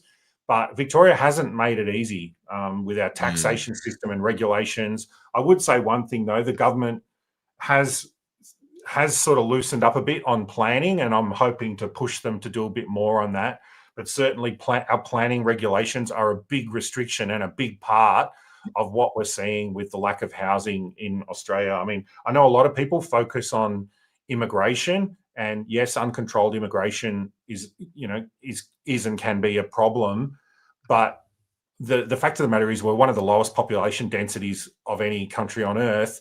What's been an even bigger problem is the lack of housing supply, and we've just totally stuffed it up in every way conceivable. And we need to really make sure that we get more housing, regardless of immigration. We need more housing, because young people, when they can't afford a home for their family, when they can't live in an apartment or live in a house or whatever they want to do, they become despairing, and in some cases they become radicalized. It's dangerous. I don't think people realize how dangerous this is for Australia. We need more housing now. Yeah. Particularly at the affordable end. It's the bottom rungs of the housing ladder that are missing. I did a video on this recently, David, where the Australia Institute came out and claimed that we'd actually built dwellings faster than our population had climbed. And I went and fact-checked that, and they are correct. Those dwellings fall into two broad categories. Apartments, which people rightly don't want to live in for a range of different reasons. And I'm having lived in an apartment for more than 8 years, 2 different apartments in my adult life. I completely agree. There's a lot of good reasons to not want to live in apartments. But then the other kind is these $800,000 plus houses that are being built. And what's missing are the actually affordable houses. So it's a lack of supply is correct, but it's not actually in the outright numbers so much as it is in the first rungs that people can get onto. And to touch on your point about the importance of people being able to build a future in this country and be able to buy a house and settle down and have a family. Konstantin Kisin did a wonderful talk about this at the launch of the Alliance for Responsible Citizenship that both Carly and I attended in London. Or was that now 2 years ago or something, Carly? Time flies. And he talked about the fact that when you make it impossible for people to actually put down roots, then they make the rational choice not to invest into the country, not to build community, not to do the things that we look around and we say, what happened to community? What happened to Australian culture? What happened? Well, what happened was we locked a whole bunch of people out financially. We made it impossible for an enormous proportion of the population to be able to build a future here. And I agree, a housing supply issue is the issue, but it's not just housing, more houses of the current kind that we're building. We need more houses at that affordable end of the range. Well, I might disagree with you a little bit there. We need more houses, full stop, because if you add anything into the market, like let's say we add a luxury house, someone upgrades to move into that, and then they free up the house that they moved out of. And like, you know, people often talk about they have this sort of stereotype in their mind, this trope of dog boxes and apartments. But actually, if you talk to any developer, they say, no, we're not building those because we can't make any money out of them because the regulations are so bad. Actually, most of the apartments that are getting built are like, you know, medium to high end luxury apartments, not, you know, smaller apartments that actually many people find great for their first home. You know, for a student, it's wonderful. For a single person, I've lived in apartments for many years and like, I thought it was fine. You know, when you've got a bigger family, you might want a house, but like if you're a single or a couple, apartment might be perfect for you. We like, there's a big problem with not just the housing construction, but also the taxes, the way they're set up, and resource allocation. Now, I'll have some things to say about this very soon. I've got some things that I'm discussing that are exciting, but I'll point to one big problem. Stamp duty has resulted in a misallocation of resources. Now, you might have heard recently that there was lots of media around this idea of bedroom tax, and people wrongly attributed it to a government idea. It wasn't. It was from a think tank. But it actually points to a real issue in that there are a lot of bedrooms empty. And the reason that they're empty is because it's very expensive for someone to downsize because they have to pay stamp duty, right? And so if you can get around that, then you can better reallocate, because all those empty bedrooms could, you know, en masse house a whole lot more people than what they are now. But, you know, you get people like, you know, people my parents' age, they've got a family home and they don't want to move out of it because it's very expensive to downsize. And there's lots of older people that their kids have left home and they're living in 3 and 4 bedroom houses, and they probably happily downsize. And a really good example of this is they're building new. I've been working with a group in Frankston, which is in my area. These are sort of people around that age. Their kids have left home. They wanted development in Frankston so that they could get these really nice luxury apartments, and they could downsize from their family home and live in this nice apartment where they could walk everywhere and they didn't need to drive their cars so much. I think that there's a lot of older people that would love to do that, and they just can't because they can't afford to pay the tax.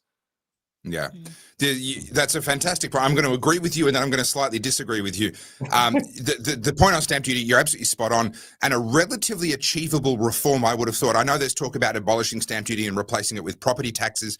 I'm opposed to that for a different range of reasons, but a relatively achievable reform regarding stamp duty might be to apply stamp duty only to the increased value. So if you sell one house and buy another, the stamp duty only applies to the difference, a little bit like with GST.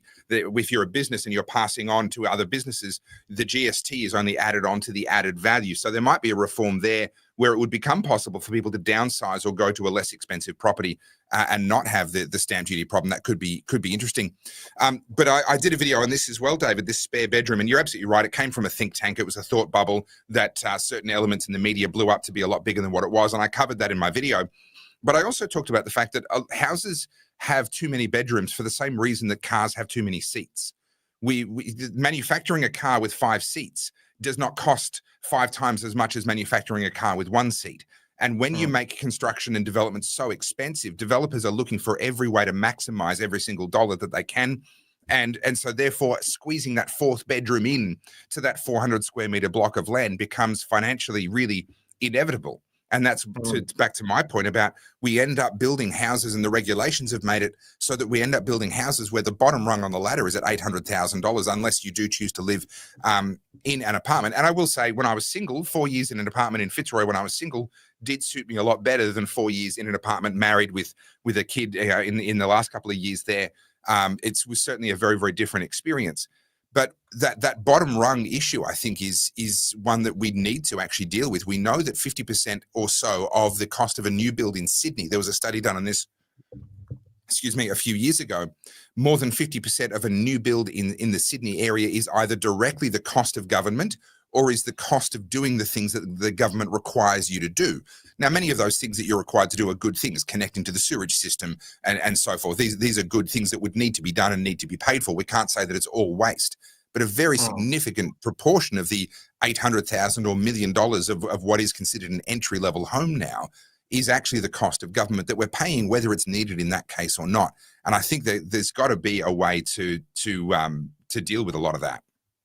Yeah, I mean, we went through that in 2023, I managed to get an inquiry into stamp duty in Victoria up, and one of the submissions said there, I can't remember the exact figure, but it was 40-something% of the cost of a new house is fees, charges, and taxes, and that doesn't surprise me at all. But it's horrifically high, and it's even higher now since we've got the COVID levy. You know, we've spent all that money like drunken sailor during COVID, and of course someone had to pay it, and then eventually we found out it's landholders that had to pay it. So, you know, we've got that, and it's disincentivizing investment in property. So it's a bit of a problem. But look, I've got some ideas on how to better reallocate. There was a really good comment that just popped up before. They were saying that many older people feel sentimental and attached to their house and don't want to be compelled to move out. I totally agree. And what I'd like to see is a carrot rather than a stick approach. I think that bedroom tax was a horrific idea. I would never support that. But there certainly are people that would like to downsize into smaller houses, and I've met many of them. There are. And they just don't do stamp duty, and I think that we should make it as easy as possible for them if they want to do that. Yeah. Can I throw something into the mix as the token renter here?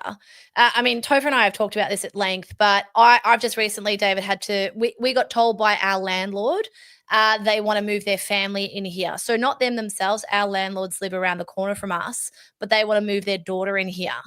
And so we get booted out. And I've rented my whole life. I've never owned a home. And I know what this is like. And you name an excuse, I've had to move for it, whether it's the house has been sold. That's why I had to leave Hampton. Coincidentally, my boyfriend and I had to move in really quickly together, but whatever, it worked out all right. This one, the landlord wants it back. Other times it was I had a landlord who was harassing me on site and didn't give me access to a quiet home and had me in VCAT 4 times. And then I just left because I didn't want to fight that. So you name it, I've gone through it. And so over those 18 years, I've never seen it as bad as it is. And I know it's this bad because a lot of people are selling and also a lot of people coming from overseas. Now, I'm not trying to throw anyone under the bus, but our landlords are Indian and they want to move their Indian family in here. And that's fine. It's their prerogative to do so. But my point is, it is dire for renters. And I know this because I've just had to find a new rental property. So we had I'm a a renter radius. too, by the way. Hey? I'm a renter too, by the way. Are you? For various I reasons. your own. I know all about it. Can I say we're actually renting the house that we're living in? We were very fortunate. We had a good year in my wife's business and in mine. The first year we moved out of Victoria, we were cleaned out by COVID. We had nothing, and we managed to get into. We bought a property that's an investment property, rent vesting. It's a strategy for those of you that you can't buy a house where you need to live. You could potentially buy a cheaper one somewhere else. So we are simultaneously owners and also renters. Right, Okay. that's interesting. Well, there you go. Okay, so you guys know. So just recently for the audience watching, we had a general radius of around 25 kilometers from where we were, and to the point where we became so detached. I was like, we'll go out to the Yarra Valley. Like at this point, I just want a home. And we have a couple of requirements. Obviously, we have the podcast studio. We wanted walls and a roof, preferably flushable toilets. So our your criteria standards was are too high, Carly. That's the problem. You got to lower your standards. And so of that general radius of where we're living Bayside, there was, I think at most 9 properties. That was it. There was lots of cheaper ones that were 2-bedroom. But what I'm saying is a 4-bedroom home, there was 9 properties. And then trying to apply for them, there was 10, 15 couples there, all families, and everyone's fighting over the same home, and you see the same people at every house inspection. And I've never seen it that bad. And there was generally a moment there where I was like, oh my God, I don't think we're going to get a house. And I was quite stressed about it. So, when it comes to housing and home ownership, I think there's a percentage of the population that are completely sidelined from the conversation because, for example, prior to having my partner, I have lived on my own for almost 15 years and I've paid all the rent and all the bills myself. And I guess you call that the singles tax. So when I was living in Hampton, I'm just going to paint the picture so it makes sense. During COVID, I lived down in Armstrong Creek, which is Torquay. I had a lot cheaper rent because I was trying to save for a house, and then COVID happened. And so whilst I had cheap rent, I lost all ability to earn income for 2 years. So that bit me in the bum. And then I was disadvantaged being in Armstrong Creek because all of my work's in Melbourne. So I was spending an hour and a half driving up and down the freeway to go to my work, to the point where I was spending almost $300 a week on petrol plus, untold hours driving in the car. And I realized, okay, my rent's cheaper living further away, but I'm spending more wear and tear on my car, more on petrol, and obviously more of my time commuting. It would probably make sense just to move to Melbourne. And of course, my rent almost doubled. And yes, I live in Bayside. I understand it's more expensive, but there is an element of having to live somewhat near where you work. And so my rent in Hampton, because I wasn't trying to live in Hampton, just so you guys know, I wasn't trying to be bougie. I was looking for a 2-bedroom unit. And I have dogs, so I can't live in an apartment. I have a border collie. I needed some kind of courtyardy backyard, right? So I was looking for the best possible, the diamond in real estate, which is the freestanding unit, that 2-bedroom freestanding unit. And to get that, I ended up having to pay just under $700 on one income, plus obviously bills and utilities. So what I mean by that is, for the last almost 6 years, I've been wanting to save for a house deposit. And, I earn reasonably good income, but there has been a whole host of issues. One was moving further away so I could save on rent, and then the pandemic. Now I'm having to move back to Melbourne to try and get some quality of life and be close proximity to where I work. Now I'm paying, they say your rent's not meant to be more than 30% of your income. Mine at this point would be about 55, almost 60%. And then you add on to that all the utilities, and then obviously, groceries, everything has increased. I am no closer 6 years down the road of being able to save for that house deposit. I don't know how you do it. I really don't. There's a lot of people in the same boat. Yeah, there are. I'd say this: the government keeps increasing regulations on rentals. I mean, one of the issues that you spoke about, Carls, was getting kicked out of houses. Like, why can't you sign longer contracts? Like, it's just crazy, right? You can't, if it's mutually agreeable to like have a 3-year contract, why can't you do that? I mean, you only have to look at what happened in Argentina. They had a terrible problem with rental availability, and Malay just totally deregulated the market. Instantly, rents dropped and rental availability jumped something like 30% instantaneously, right? So you can you don't have to imagine what it takes to increase availability and decrease prices. You only have to look at countries that have done it. And Argentina recently, I'm sorry, I keep talking about Argentina, but they're the best. We love Argentina. Topher hasn't said Venezuela today, though. So I haven't mentioned Venezuela. But if you're playing the drinking game, then Carly hasn't mentioned her masters, and I haven't mentioned Venezuela. So it's a bit of a dry night for you guys. There's a new one. Every time there's a Mac issue, people drink. So they're already wasted.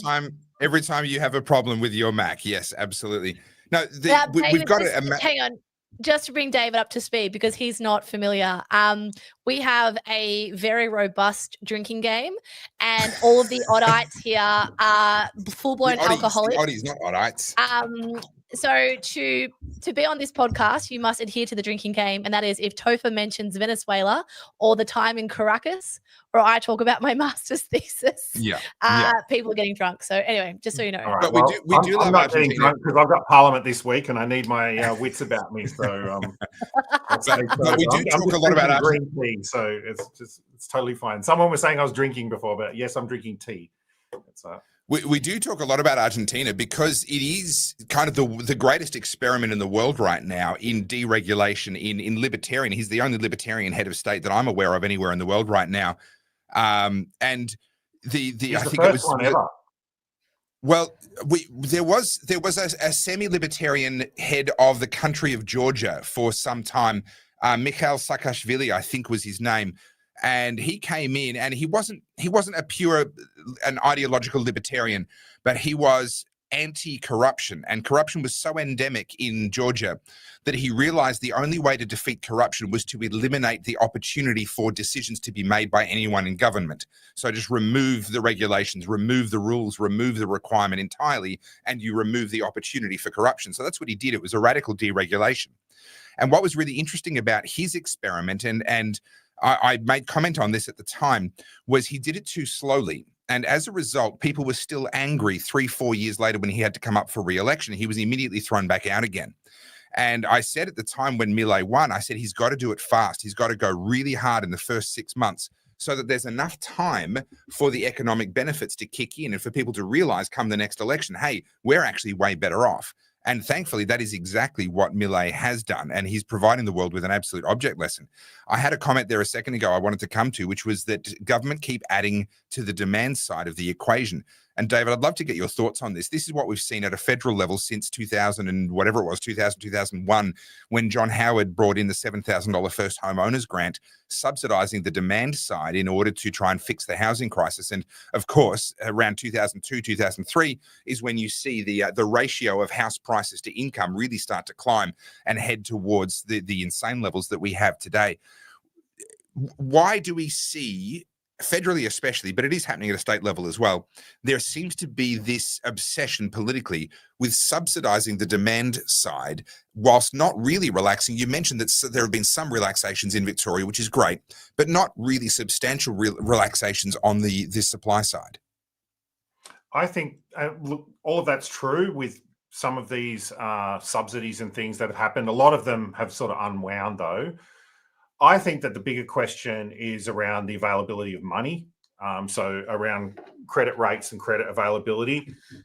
Like if you think about it, if you've got two people of similar income bidding for the same house and the bank has a loan to valuation ratio of 10%, well, the bid price will be the same for both of them, right? And if that loan to valuation ratio changes, then the maximum that they can borrow will go up or down in accordance with that.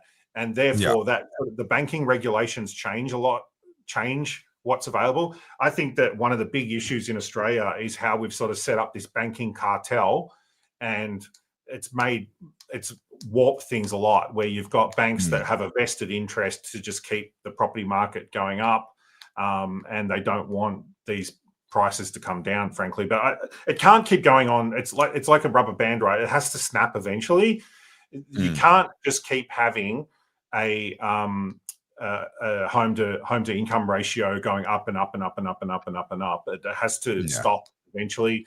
We've seen, I'd have to double check again, but I'm pretty sure Canada is like, they had one of the most expensive housing markets in the world and have recently like dropped off. I've been sort of expecting a housing crash sooner or later, but I don't know, it hasn't happened yet. But like, it wouldn't surprise me. I mean, what will dictate that will be foreclosures. Like if that rate goes up and banks start to get nervous and they limit credit availability, make it harder to get a loan, all of a sudden we won't be talking about rising house prices. We'll be talking about housing crashes. Isn't that similar to what's going to happen with the government allowing these people who don't necessarily have the affordability with the 5%, whatever it is, the government backed mortgage?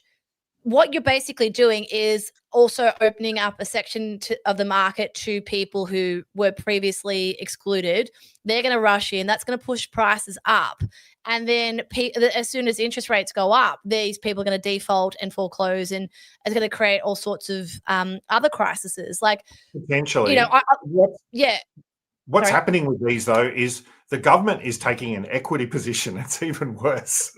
So it's not like the government is covering your mortgage insurance or something. They're covering they're owning part of your house, and therefore you don't need to pay for the mortgage insurance because in total you own enough that if the bank was going to foreclose, they can foreclose not only on you but on the government's equity as well. I think that this is a terrible idea, having the government do that. I think that there's far better solutions in the free market than the government getting involved. But nevertheless, they've done it, and it's a federal scheme now. It was originally Victoria only. Not many people have taken it up. I'd be interested to see what the take-up rates are. I think there's a lot of people that don't like the idea of government owning part of their house, and I'd be surprised if it's wildly popular. Can I ask a question? Like, look, I'm not going to, I'm a novice when it comes to home ownership. I've never owned a house. I've never tried to get a mortgage. But, you know, when I see what's unfolding, I think it's preying on a lot of young people as well, selling the Australian dream of owning your own house. Melissa, who's always in our chat, she can probably attest to this. When I moved down to Torquay Way, Armstrong Creek was like a new development. It started about, I think, 15 years ago. And when I first moved there, it was late 2019, I think October 2019. And I had the pick of almost 50 rental properties. Like, they could not fill them. And I just walked into and picked the one I liked. By the time I left 2.5 years later, you couldn't get a house. It was impossible. And, houses were going up everywhere. And to Topher's point earlier, they were all 3 or 4 bedroom homes, 2-car garages. And, all of those houses by the end of COVID were valued at $900,000, $800,000. They weren't worth that. These are, generic Metricon Simmons builds that just popped up, and they're all compressed into really tight land sizes. And so now you've got a whole bunch of people who entered the market around the COVID era who are basically owning their first home, which is the equivalent to what our parents owned later in life. Like Topher said, there's no longer that entry level on the property ladder. They're living beyond their means is basically what I'm getting at. And further to that, they're all mortgage, right? So Australians love debt. We all, not blanket term, but a lot of people are over leveraged. They live in a house that's beyond their means. They have Afterpay, Klarna, Hum, whatever it is. They're maxed out. They're constantly consuming. They have a car that's way nicer than they deserve. And, for whatever reason, it seems like rather than the obvious thing being everyone takes a chill pill and realizing we're overcapitalized, we're over leveraged, we need to drop back a little bit, it feels like everyone is trying to prop it up, and they're trying to stop the property values from coming down. Now, I'm no socialist, but I do read things from time to time, whether it's from Punters Politics or our mate Purple Pingers. And there are some things that I'm like, that's a valid point. I'm pro-capitalist. I'm pro-investment. But there does come a point where, like, for example, that unit I was living in Hampton, Gary made a really good point, because people were just trolling me going, oh, Hampton. Hampton's where all the commission houses are, guys. Like the ghetto that was on Bluff Road, that's where my house was, right? So I'm not living in a Brighton mansion. But that 2-bedroom freestanding unit sold in COVID in 2021 for $980,000. It's a 2-bedroom brick unit. And so I got kicked out of that property because the landlord had to sell, because when the interest rates went up, she couldn't afford the mortgage. So my frustration is, what is going to bring these prices back down? Because our salaries aren't increasing. Like, I can't afford a $1 million property. I'm self-employed for starters, so the bank's never going to give me a loan. But how does one like who earns a good money, how do I afford a $1.4 million home? I don't know how to do that. Supply. Increased supply. Like we need more houses now. Like, I mean, anyone saying that housing operates as a free market is basically just lying, or delusional, right? There is nothing about the housing market that is free. We have all of the credit provided by a banking cartel that is controlled and protected by the state. We have planning regulations that won't even let you can't scratch yourself with going to the council and asking for a permit.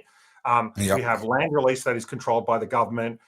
We have all sorts of restrictions on building homes that we need to get out of the way.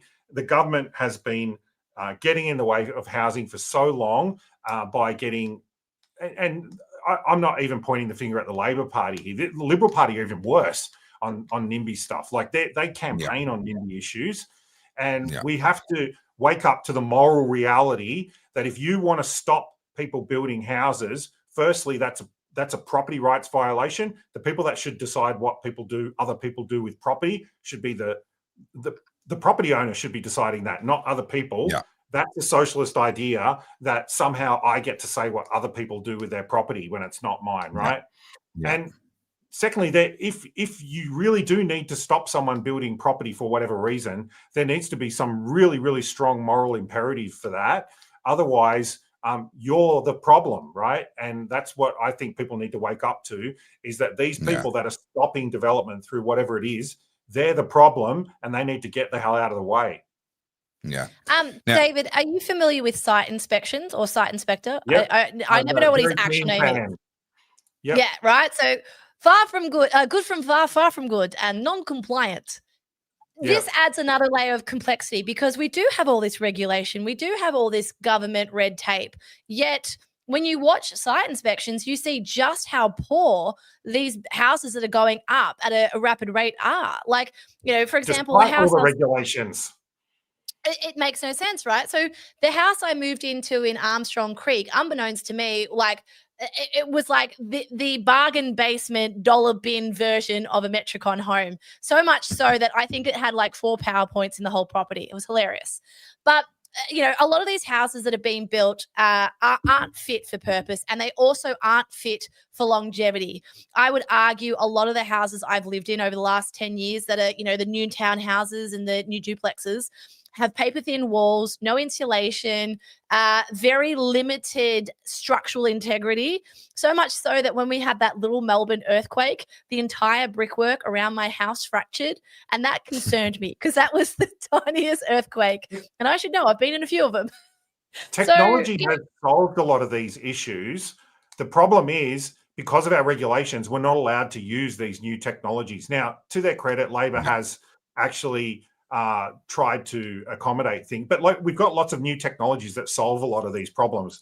The first one is prefabrication, like making houses in factories. Like, it's so antiquated. The idea of building a house on site is so stupid. Like, why do you send people out in the weather with poor quality control when you can have huge quality control in a factory? Like, factories are really, really good at quality control. They're not dependent on the weather. Modern prefabrication is like excellent quality, and many other countries just do it routinely, and far better quality housing than what we have in Australia. 3D printing technologies, like 3D printed concrete housing, it's going to become a reality real soon. We need to make sure that our regulations don't stand in the way of that. Other things there was a display at Parliament, hemp products, so hempcrete. So they can use it for tiling, they can use it for roofing, they can use it for walls and insulation. But there's all these restrictions on it. Like, regulations, again, are getting in the way of new materials, new technologies that can solve many of these problems. And like, I agree, like, you see the build quality of some of these new houses, and it's just absolute rubbish. And you think, well, why can't we have something that's built in a really high quality factory that builds everything to like really high specifications? Because it's a factory, you can get a refund or whatever if it's stuffed up. But like, you look at other countries, like, I mean, you used to live in Japan, Carls, didn't you? I used to live there as well. And like, the quality of housing there is so much higher than here. Like, like, David, and huge parts of it are prefabricated. To this date, like I grew up in Japan, and it's in its absolute peak heyday. I was traveling to school on a monorail, and I'll tell this story another day. But the fact that in the early 90s, we had the Shinkansen, and I used to commute from Geelong to Melbourne on the old V line. I don't understand how Japan has had this technology for eons. And here in Australia, we are still arguing how to get a train to go above 80 kilometers an hour. I just cannot understand it. Some of the modern houses I've seen in Japan, like, are just such high quality. Yeah, like they're smaller than houses here, of course. That's due to preferences. But like the speed at which they can get them up, and lots of places in Japan have a right to build on your property. So they have really strong support of property rights. You can go there and you can have a house built within a couple of months, from like buying a block to having it fully operational within a few months. Like, it's quite routine for bathrooms to be fully prefabricated. Like, they just build them in a factory and just whip them in, and they're wonderful. Like, the whole bathroom, you can wash in it. You've seen it, how it works, and kitchens as well. And they're just amazing quality. And you just think, why can't we do that? Yeah. There's an efficiency in Japan, and I mean, I'm biased because it feels like home to me, but everything's thought out. And everything has a purpose. And obviously in a city like Tokyo, which is insanely dense and insanely overpopulated, you have to be smart. And so, I'm not saying that the Japanese have the solutions to everything, but they also live within their means, and they don't go outside of what's necessary. Like, Japan's very utilitarian. There's not a whole lot of pizzazz when it comes to aesthetics. You go into a Japanese house and it's very like, this is where you wash up, this is where you cook, that's it, that's all you get. Whereas in Australia, we want the 900 mil stove, we want the cinema room, we want, the 2-car garage. And I just think that there needs to be some kind of I'm kind of jumping all over the point, but if we're going to keep allowing more migration into the country, that's fine. I'm not anti-migration. I'm anti-mass migration, but that's a story for another day. But we need to start looking at, we have a huge resource of land, yet we all want to live on this one little patch, and therefore we're becoming denser. So if that's the case, if we all want to live in close proximity to our CBD or our regional centres, okay, well, we're not going to all be able to have the 4-bedroom house with the front yard and the backyard. And it seems to me that a lot of Australians still seem hell-bent on having that home that we grew up in the 80s and 90s or the 70s, where you did have the big front yard and the big backyard. That's sort of lots of not modern possible houses in Japan are very large, and they do have big front yards and backyards. Yeah. And like some of them are quite. One thing that is different, Carl's, in that very, very different between Japan and Australia, is that the transport system, in particular the train lines, the government doesn't run it. They're fully privatized.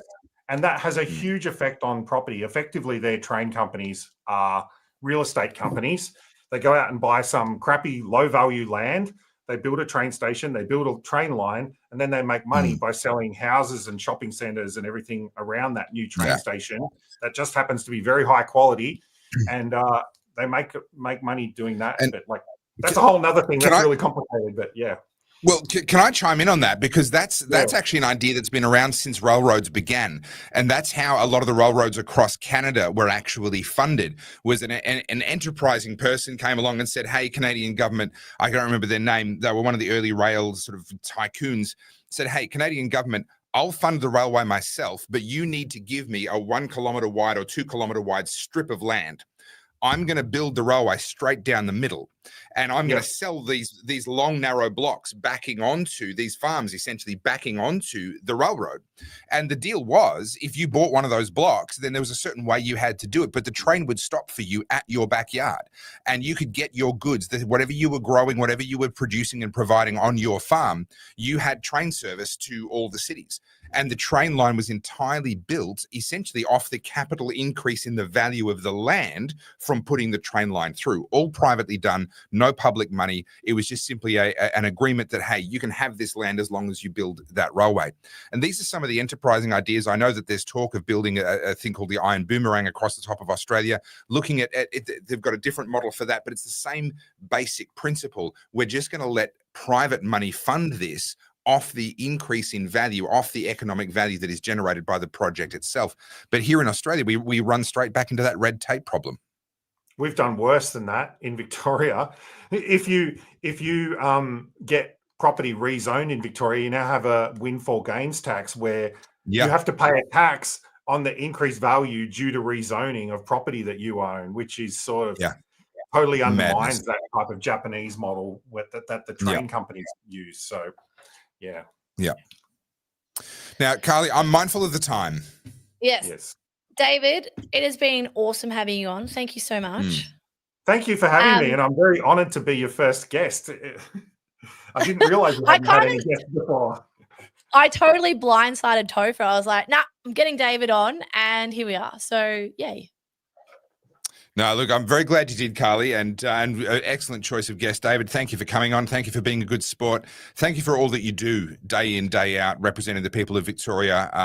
I was very pleased when you got returned to Parliament for another term, and obviously, I'm hoping to see you there again. And look, I'm on the Libertarian Project. I'm publicly on the record as being pro-libertarian, and I'd love to see you being joined by a couple of colleagues at the next Victorian election. There was a question that was asked earlier that I thought, Carly, would be a great place to finish. I'm not going to go back into the comments and find it, but there was a comment asked earlier about how can people help you?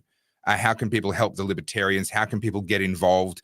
What's involved? I know that a lot of people are becoming increasingly aware of the need to get involved. Australians have been famously disinterested in politics. People are finally realizing that's a terrible idea. So, David, how can people get involved, and what are the sorts of ways in which people can do that? Yeah, there's lots of ways for people to get involved. If they're interested in the Libertarian Party, they can join the party, come along to a branch meeting. If they're not keen on doing that, even just like liking and sharing stuff on social media is something small that people can do.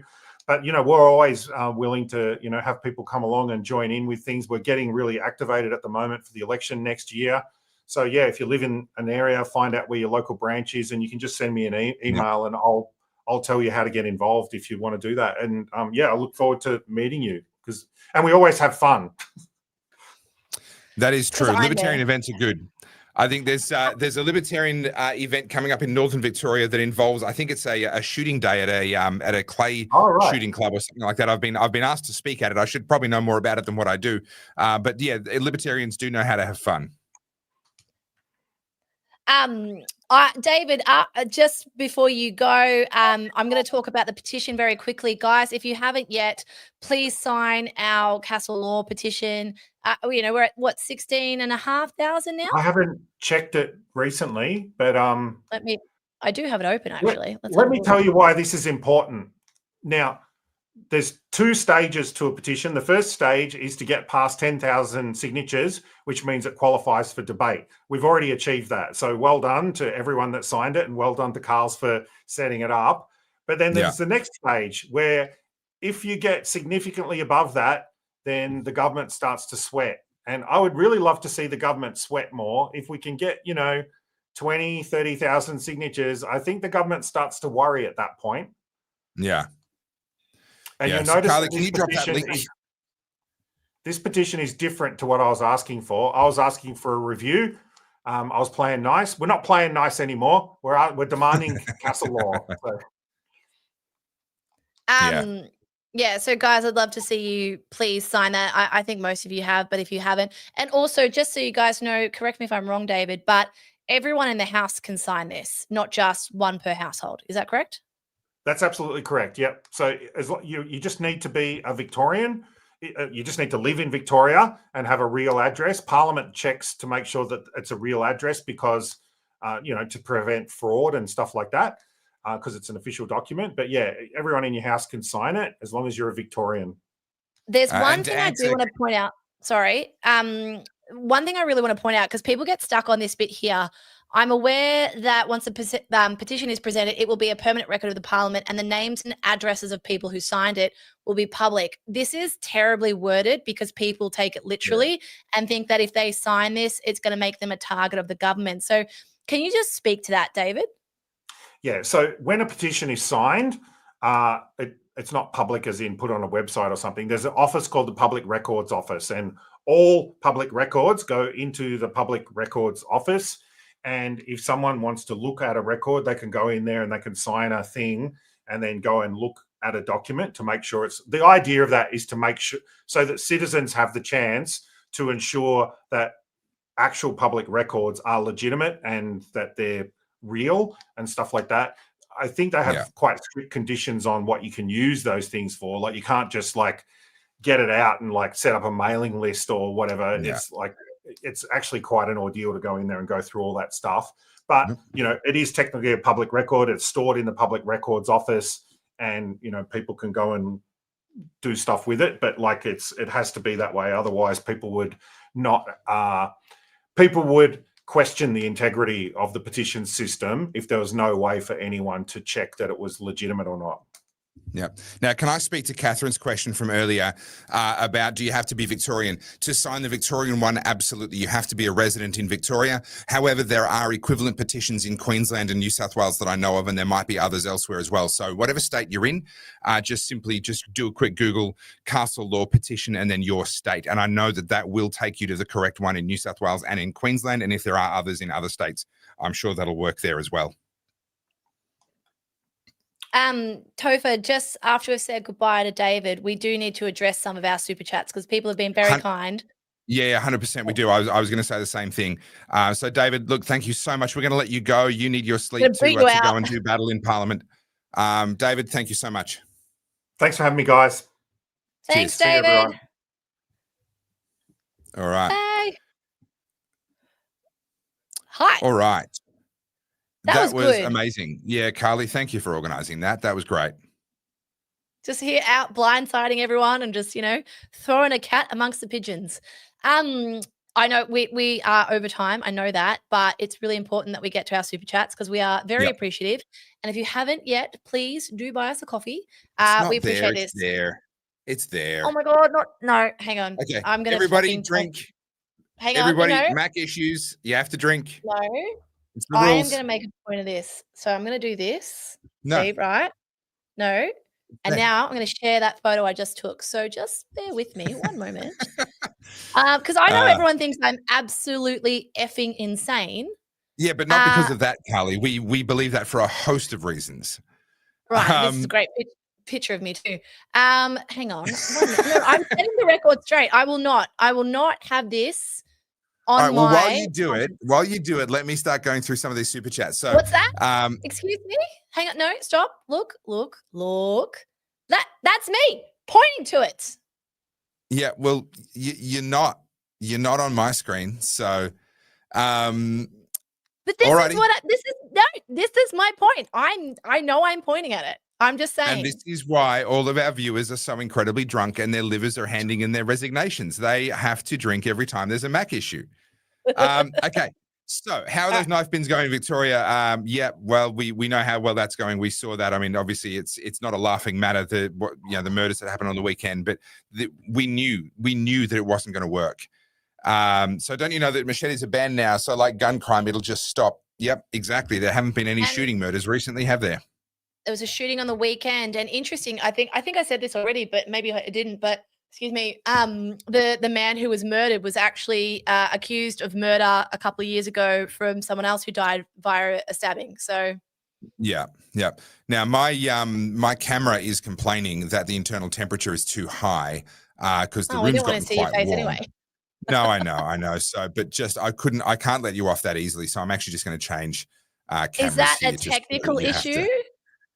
Well, but yes, but not with my computer. not with a Mac or Android or Samsung product. But I'm just with not as pretty like this. I'm just not as with pretty. a Sony camera, is it? It's with a Sony camera, yes. You But the look room much is more very fair. warm. Well, All right. look, thank you. I look terrible in every other respect. All right. Red Pilled Fab says, I reckon you would enjoy watching Salty Cracker Toph. He talks about the cultural decay and suggests we better get comfortable with being called racist. Look, we're going to get called racist no matter what we do. That's a given. I still think it's important to ensure that we have a clear conscience in that regard and that we make our position really clear. But yes, no matter what we say, no matter what we do, that accusation is going to come. You're absolutely right. I have a simple request. Friend from overseas, English is not very good. I've recommended the Oddcast to her in future episodes. Could you please have subtitles enabled? Can we do that in a live, Carly? I'm not sure technically whether we can. Not whilst we're live. So once it goes up on Yeah. YouTube, you can turn subtitles on, and I've allowed it to be translated. But yeah, unfortunately, not in StreamYard. Yeah, unfortunately. The girl from Ukraine had white privilege and pretty privilege, so they don't care. She was the oppressor. Sadly, you're not wrong. You're not wrong. And this is what we talked about. That whole thing, though, I mean, I've talked about this before, how violent crime is getting so normalized because we're uploading the footage to social media. And I'm in two frames of mind about this. One, I think it's important to see the crime because it sort of highlights the severity of it. But also, I feel like it's desensitizing people too. And you see him she sits down in front of him and he rips out the knife and just stabs her in the throat. I'm just like, this is on social media and people are like, oh no, she was in the wrong. I can't stomach it. Yeah. And it is a balancing act. I mean, people should be shocked by this stuff. And so we want them to see it, to be shocked so that things get changed, so that action happens and lives get saved in the future. But of course, the flip side of that is if we keep showing people this stuff and nothing changes, then eventually all we've actually done is desensitize people. But I'm not sure how do you avoid that? It's the same with the footage on the weekend. Like, I was actually quite shocked that they shared that CCTV because you see I'm not sure which child it was, but you see them get attacked, and then the woman, the neighbor, running out to check, and I'm like, that's literally footage of someone dying, and we're just watching it like a spectator sport. I don't recommend you go and find it. I do use that footage in the video that I've got for tomorrow, but I use it with no audio because the audio is hear the incredibly blood-curdling screams. Well, it's and it is a boy calling for his mum in the last moments of his life. Yeah, it's fucking tough to watch, man. So, Oops, sorry. We just clicked on the same one at the same time. So Found Hope says, body armor is currently only legal for a select few, most in government or private sector. Is this an option being overlooked as an addition to castle law and pepper spray? I'm going to say not really. I've spent some time in body armor for one reason or another over the years, and it's not something that you would choose to wear on the daily. And whilst obviously, if you're wearing a stab vest or something like that, it's going to help you if you get stabbed in that place. The reality is it doesn't help you in lots of other areas. So I don't, even if body armor were legal, I doubt that many people would choose to wear it on the daily. I wouldn't, for example. Whereas if, for example, carrying a concealed firearm were legal for self-defense, I would carry that on the daily. That is actually less cumbersome than what body armor is. So yeah, probably not a solution there, I wouldn't think, Found Hope. But if you disagree, feel free to tell me why. Yes, good old Pinochet in his one-way helicopter rides. Do you know the history of that, Carly? No, I don't know what this is about. South American dictator. I can't remember which country. Might have even been Argentina. I don't know. So help me out in the comments. But he was famous for taking people that he didn't like, political opponents, including some genuinely awful people, criminals, etc., but also other people that he just wanted to get rid of, up in a helicopter and pushing them out. He seemed to get quite a kick out of that. Now, most important question of the night. What are you smoking? Well, Baz, I was hoping to hold this up to my nice camera because it's a really pretty wrapper. This is a KO BX3. Now, KO actually make one of my all-time favorite cigars. It's the KO Flathead 554 that I would rate as one of the all-time greatest cigars. These, though, are particularly nice because my business partner, I'm part of a business that imports cigars. My business partner has had these in his private collection for a long time, so there's some age on them. They are an absolutely gorgeous Maduro, quite an intense flavored cigar. All right. Now, Found Blah, Hope blah, blah. took issue with some of what David Limbrick had to say. You'll forgive me, Found Hope, for not putting this up in front of David while we were interviewing him. I'm sure you can understand why. Great first guest. Good to hear a politician talking common sense. Thank you, Ash. Appreciate the feedback on Carly's excellent choice. And then Found Hope, just following orders or too hard. This guy's a major part of the problem. Look, I'm going to stand up for David Limbrick here, Found Hope. I know that you took exception to some of what he had to say. David Limbrick has been better than almost anyone else, and I think genuinely good. And no one is perfect. David has to choose his words very carefully. Sometimes I get frustrated by how carefully he chooses his words. I'd love for him to be more bombastic, but also he's balancing a lot more considerations than someone like myself. I have the luxury of mouthing off, and he doesn't. And contrast David to, say, Bob Catter, right? And look at, or Pauline Hanson or a Lydia Thorpe or whatever. You know, when a politician is less polished and they say sort of bombastic things, it doesn't actually help win more people to them. And this is, look, to be honest, this is actually something that I struggle with too. Like, even in this conversation, you know, when I was saying, like, I want more emotion, not from a reactionary point of view. I don't want hysterical Abby Chatfield responses. What I want is when the mask slips a little bit. Like, I understand, like, I've worked in a professional environment my whole life, and there's a time and a place for acting a certain way. But there are certainly moments where the mask is able to slip, and you see that pinch of reality. Like, and I don't like Jacinta Ardern, by the way, but when she came out after the Christchurch shootings, and you saw that empathetic thing, that's why she got put up onto the podium like she was. I actually thought that was a really nice moment. Now, I don't like anything she did post that, but I think it's important every now and then to see a little bit humility from our leaders. I really do. I understand the PR. I understand the poise. And I do get a bit frustrated myself. Yeah. Now, we've got a comment here that I disagree with, but it's a super chat, so we're going to have a chat about it. It's good to finally see members of the socially Soviet Republic of Victoria finally waking up to the fact that Australia is a white country founded for and by white people.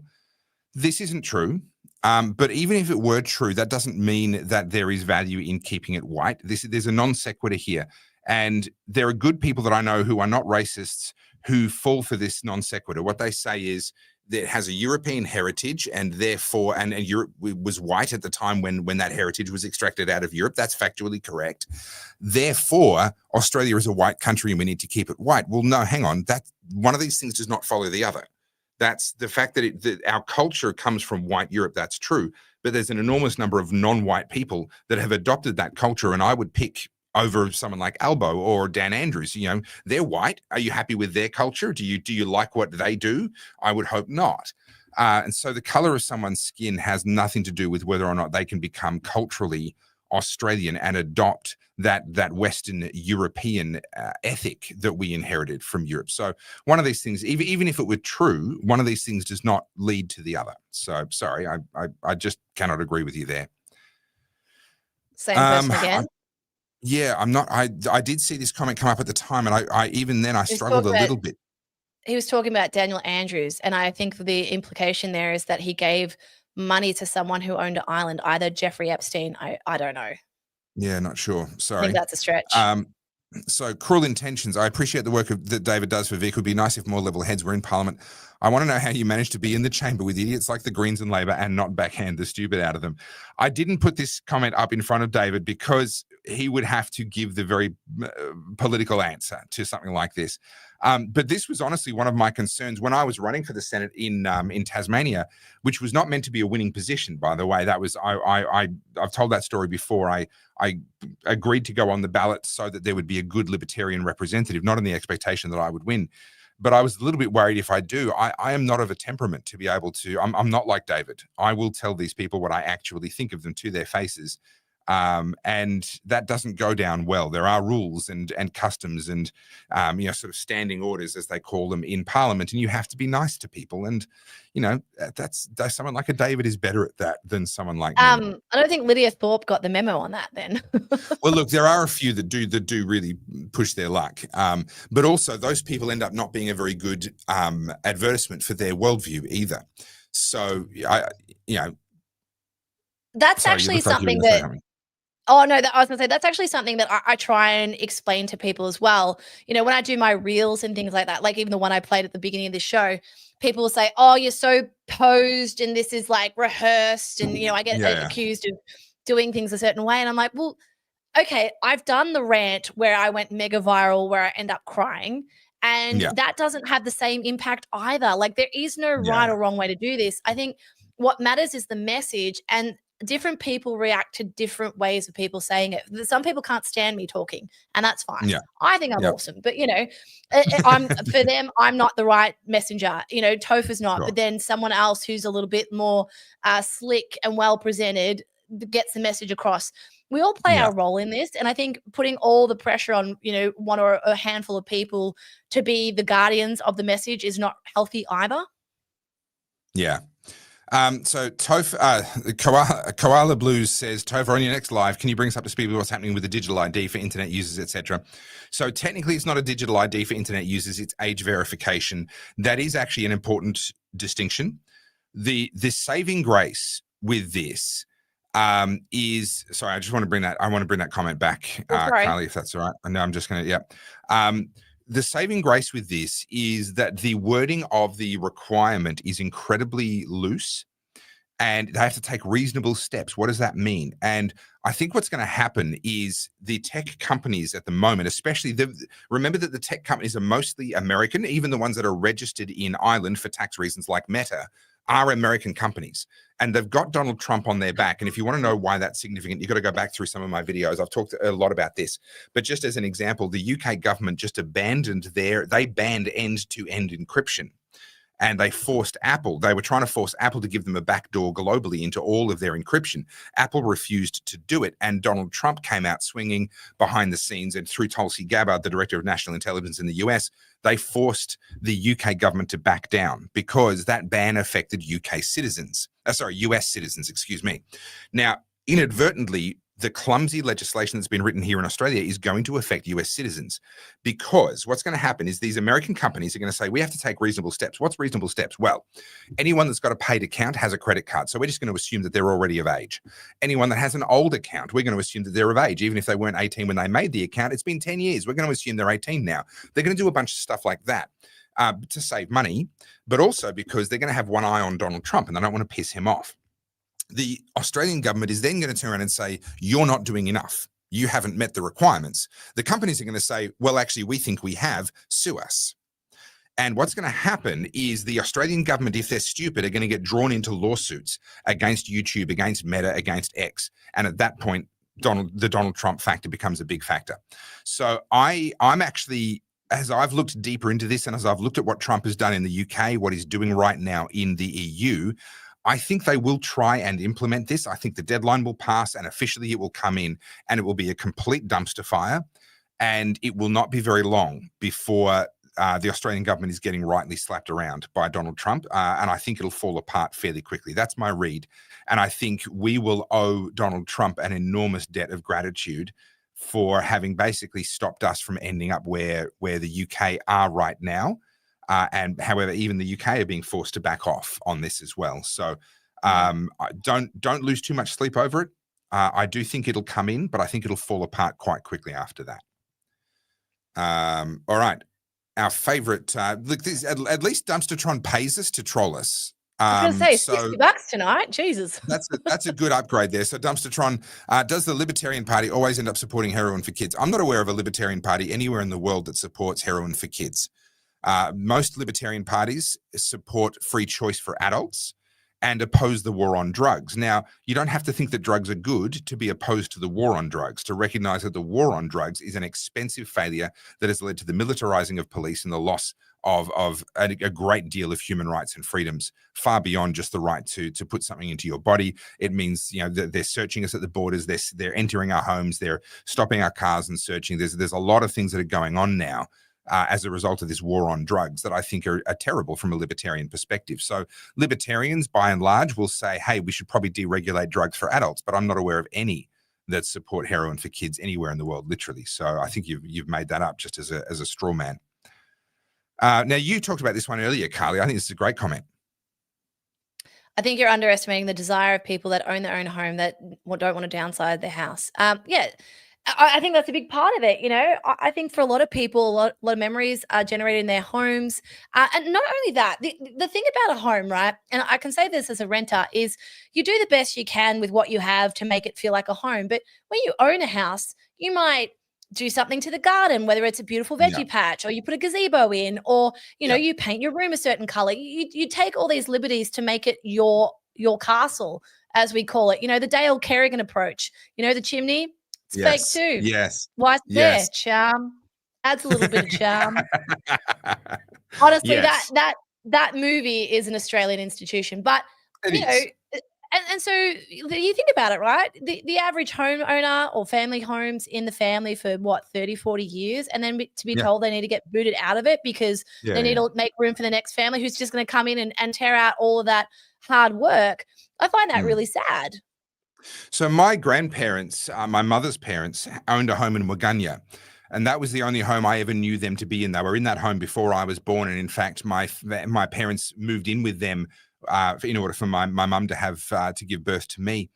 And that was the home that we visited every single Christmas, and then during winter as well. We would usually go up and do 2 holidays of a week or 2 weeks at a time.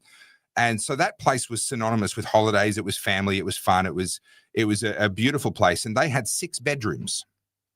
Now, they only had 1 lounge room and they had, a modest kitchen, but they had dedicated their budget to a very long hallway with bedrooms coming off the side.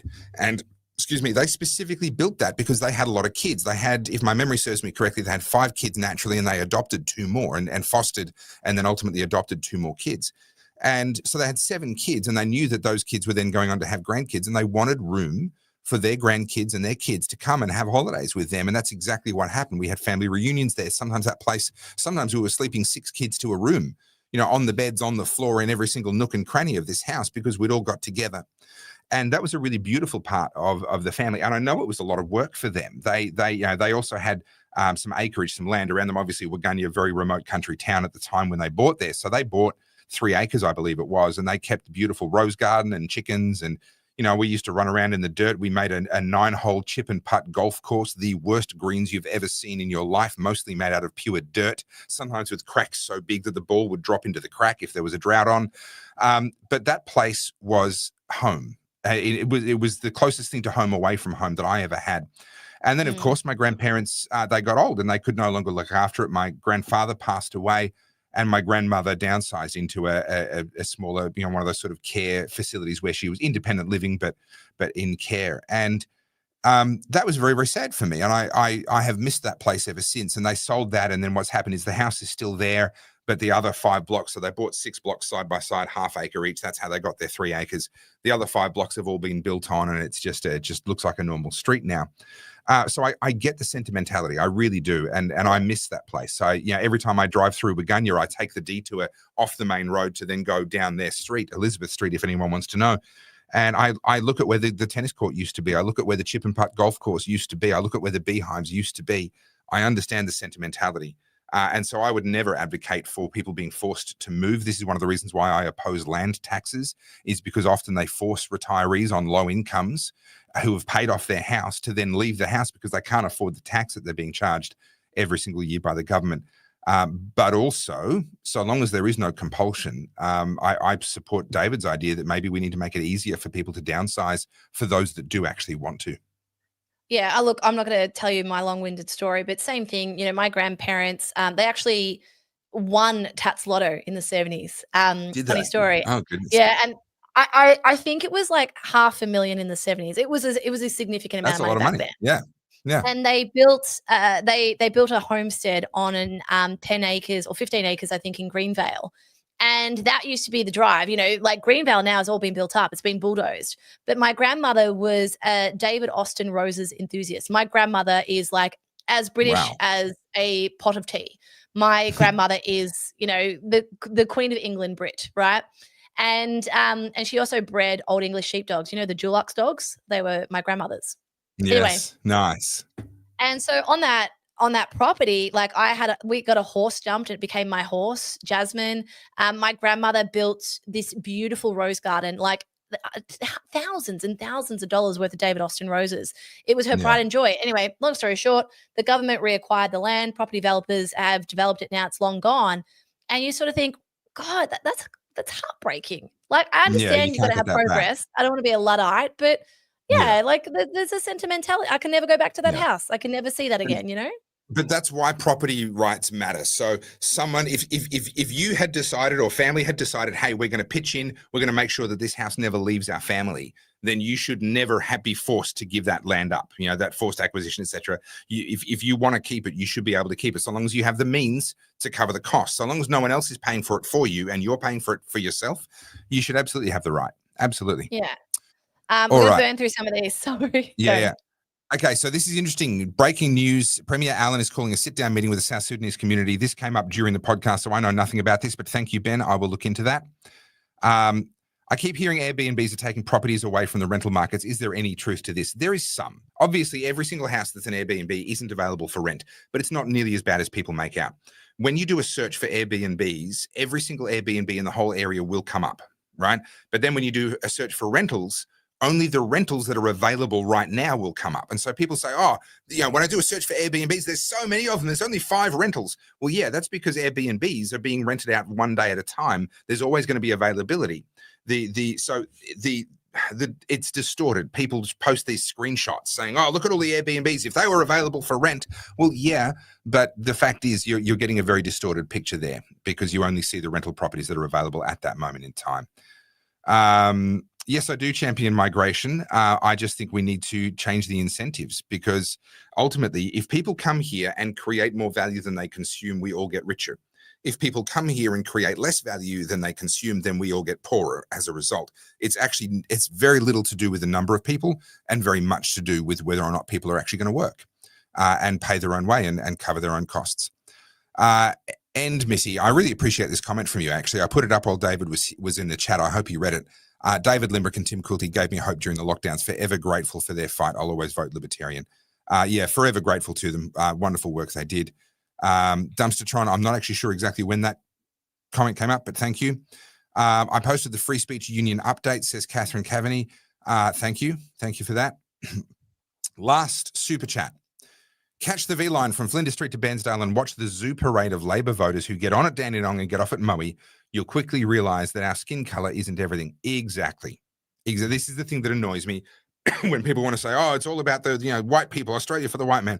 If you think that people share your culture just because they have the same skin color as you, then you're either an idiot or one of the most shallow people that I've ever come across. There is so much more to it. Can I close our chat with one thing very quickly? We talked about this on Wednesday. I've just seen this pop up. I was talking about how Jackie Felgate, she's now a presenter on 3AW, and she, she's a I Stand with Dan, but now she's got across to 3AW. And interestingly, she's posted something today, and she makes all the points which I've been saying all along. So I'm a bit shocked that this is actually getting everyone's attention. So I'm just going to play it really quickly. I'm just make sure I actually have it. Where is it? Okay. Sorry. I'm just trying to find it. I might just have to send this to myself because hang on, get the link. Sorry guys. I know I'm painful. Okay, here it is. Now share this.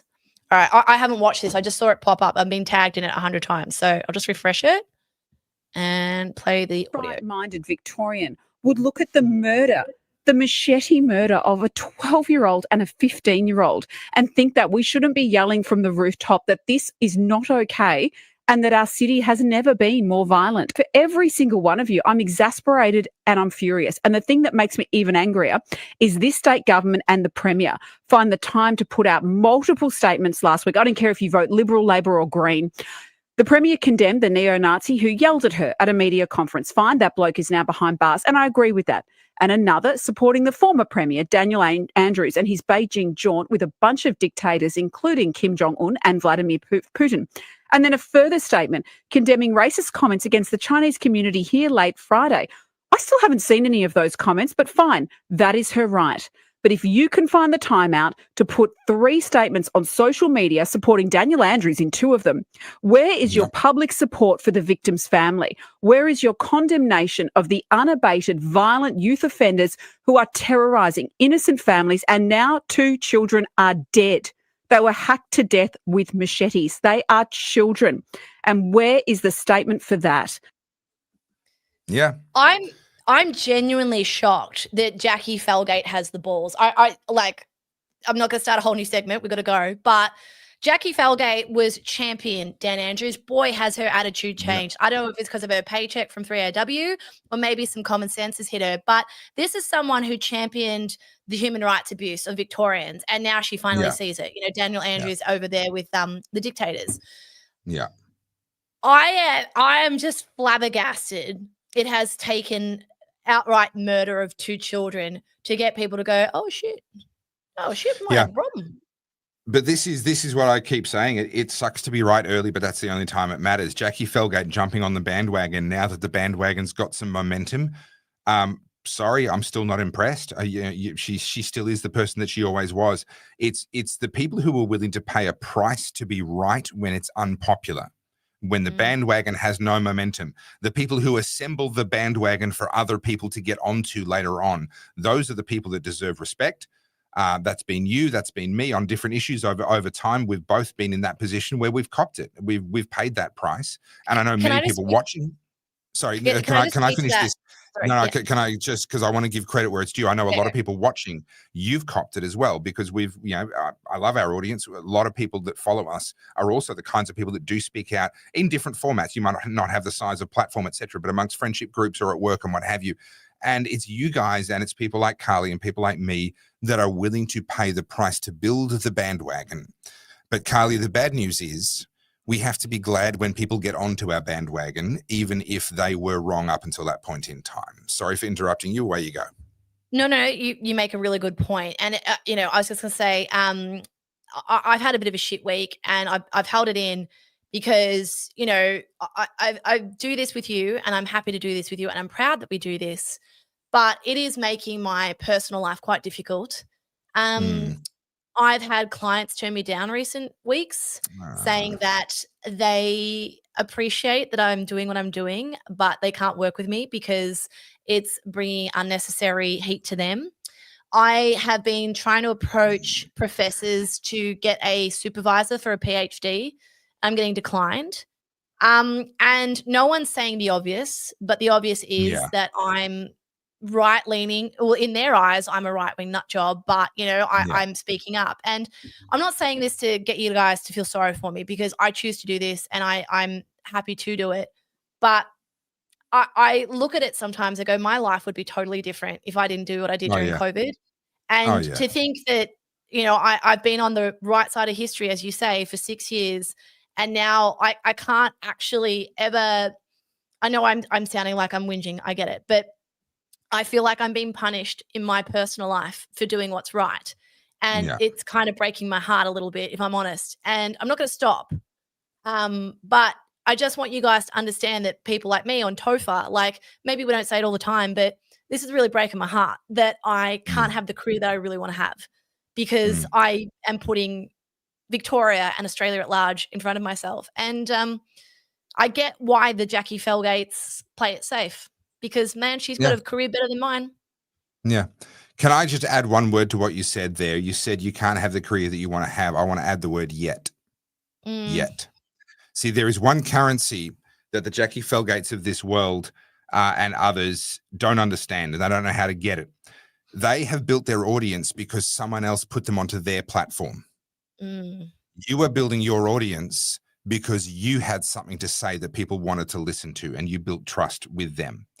Their audience is made up of bandwagon ears. Your audience is made up of people that actually listen to you and care about what you have to say. And there's a simple reality here, and I'm already beginning to experience this, having hit the 100,000 on YouTube. And no, I'm not humble bragging. There's a point to be made here. The way that certain people within my world have begun to treat me in the weeks since I hit that threshold is different now. And I recently turned down an opportunity to speak at a conference. Perfectly happy relationship with the conference. I wasn't happy with the way that my session was coming together. And I had been scheduled for a considerable amount of time. And I ultimately said, actually, you know what? Can I give you back most of that time? And I'll just keep 10 minutes. I just want to do a 10-minute thing rather than the 1 hour long thing that we'd originally scheduled into the program. And the response from them was, actually, no, we're just going to take the whole hour off you and give that to other people. Right? Yeah. And I didn't argue. I just said, okay, that's completely fine. And it's not a problem at all. Because I already know that in 2 years' time, they will be begging me to come and speak on their stage. Right? And it might be a little bit more than 2 years for you because you're at you're a bit more recent into this and you're coming from a slightly lower quantum. Although I've got to say your capacity to build audience on a place like Instagram is pretty incredible. But the day will come when other people will be saying, damn, I wish I could work with her. And all of this political stuff will be a distant memory. It will be. The world is changing. I hope so. I just, and look, I'm not trying to get you guys to feel sorry for me. It's just, it's an internal conflict I have. When I put that reel up today, I knew full well that I'd sent out a bunch of emails to potential supervisors in very left-leaning universities. And I was like, shit, I'm going viral for talking up about the government whilst simultaneously trying to get these same people to support me to do a PhD. And it's fucking heartbreaking. You just feel sidelined from life, but whatever, enough about me. Yep. Well, Susan makes a great point. Carls, look at Dr. Asim Malhotra, ridiculed as the top UK cardiologist and now advisor with RFK Jr. And so many others. There are so many other examples. And honestly, this is just one of those things that hang on, here we go. Pro Engineer says 100% I'm keeping my signed card that came with the 2 books I bought from Carls because they're going to be worth a lot of money one day. This is the reality. Let's not forget this as well. Okay. You photographed Jordan Peterson. You photographed Gordon Ramsay. There are people who would kill to have won the awards that you've already won, to have photographed the people that you've already photographed. I completely understand where you're at because you see and you feel the ones that get away. Right. And if you have a string of them in a row at a tough moment in time, it really freaking hurts. I get it. I do. But just take a step back. Just take a step back. All right. We are going to get you through the current moment that you're in. And you've got G-Man in your corner now. And I tell you what, that's a hell of an asset to have in your corner. Oh, I know. I'm very spoiled. But I guess what people don't realize is that, we love doing this. And I know people call us grifters or whatever, but, the fact that my clients are dropping me because of this podcast is like, these are people I've worked with for a really long time. They support me in private, but they won't stand by me in public. And I know it. I went through it in COVID, but I feel like it just burns a second time. In COVID, I was a bit shocked by it all. But this time around, I'm like, I'm not even speaking anything nasty. I'm advocating that children don't get fucking stabbed on the street and I get punished for it. Like, sorry, I should go, but it's fucked. It's fucked that I get punished for saying what everyone's thinking. And then Jackie Felgate and Fifi and Feb jump on now that it's safe to do it. And everyone's like, oh, wow, these guys are so amazing. You just sort of go, fuck, this sucks. Yep. Anyway, enough about me. Sorry. Okay. I don't want to cry. I hate crying. I'm going to say one more thing and then we need to sign off because this is set a new record for a live. Remember how this was going to be our 1 hour short and sharp show? 2 hours and 40 minutes later. There is another thing that money can't buy, and I'm gonna reiterate a story that I've told a few times. So the short version is that I was offered by Dick Smith $1 million. So Dick Smith had a thing called the Wilberforce Award, and he wanted a person 30 years of age or under to front his campaign against a big Australia. And he reached out to me. He asked me to meet with him. And he flew me up to Sydney. We spent a day. We flew in his private jet, flew in his helicopter. I spent some time at his house. I've told that story before. It was a really amazing day. And Dick himself is a really amazing person. And he literally spent the whole time trying to convince me to accept $1 million. Now, I was a 30-year-old man at the time. And my parents were going through an eviction. They were losing their house to the bank. So I cannot begin to tell you how much. And I was actually living in a friend's spare room at the time. right? It was that was one of a handful of low points in my life. I was not long out of that period where I slept rough for a week. I've talked about that before. I slept on a park bench, slept in the sick bay at my work. I was not long out of that period. My parents were losing their house, and I had this guy literally asking me to take $1 million off him. If only I would agree to be the face of his campaign against a big Australia. And I said no, because I simply didn't agree with the premise. I didn't want that. And what I said to him at the time was, you may be right, Dick, and you're doing what you're doing for all the right reasons. You're putting your money where your mouth is. I have nothing but respect for what you're doing, but I don't believe in it, which means that for me to participate would be a breach of my integrity, and I can never buy that back. Yeah. Right? Now, I'm 43 years old now. That was 13 years ago. And I can tell you, if I'd have said yes to that $1 million, that $1 million would be gone. Right? Looking back on who I was as that man at that time, I would have frittered that $1 million away. I would have had some fun with it. Would have been, maybe some good memories, but that'd be about it. Yeah. The $1 million would be gone. But I would still never be able to buy my integrity back. Right?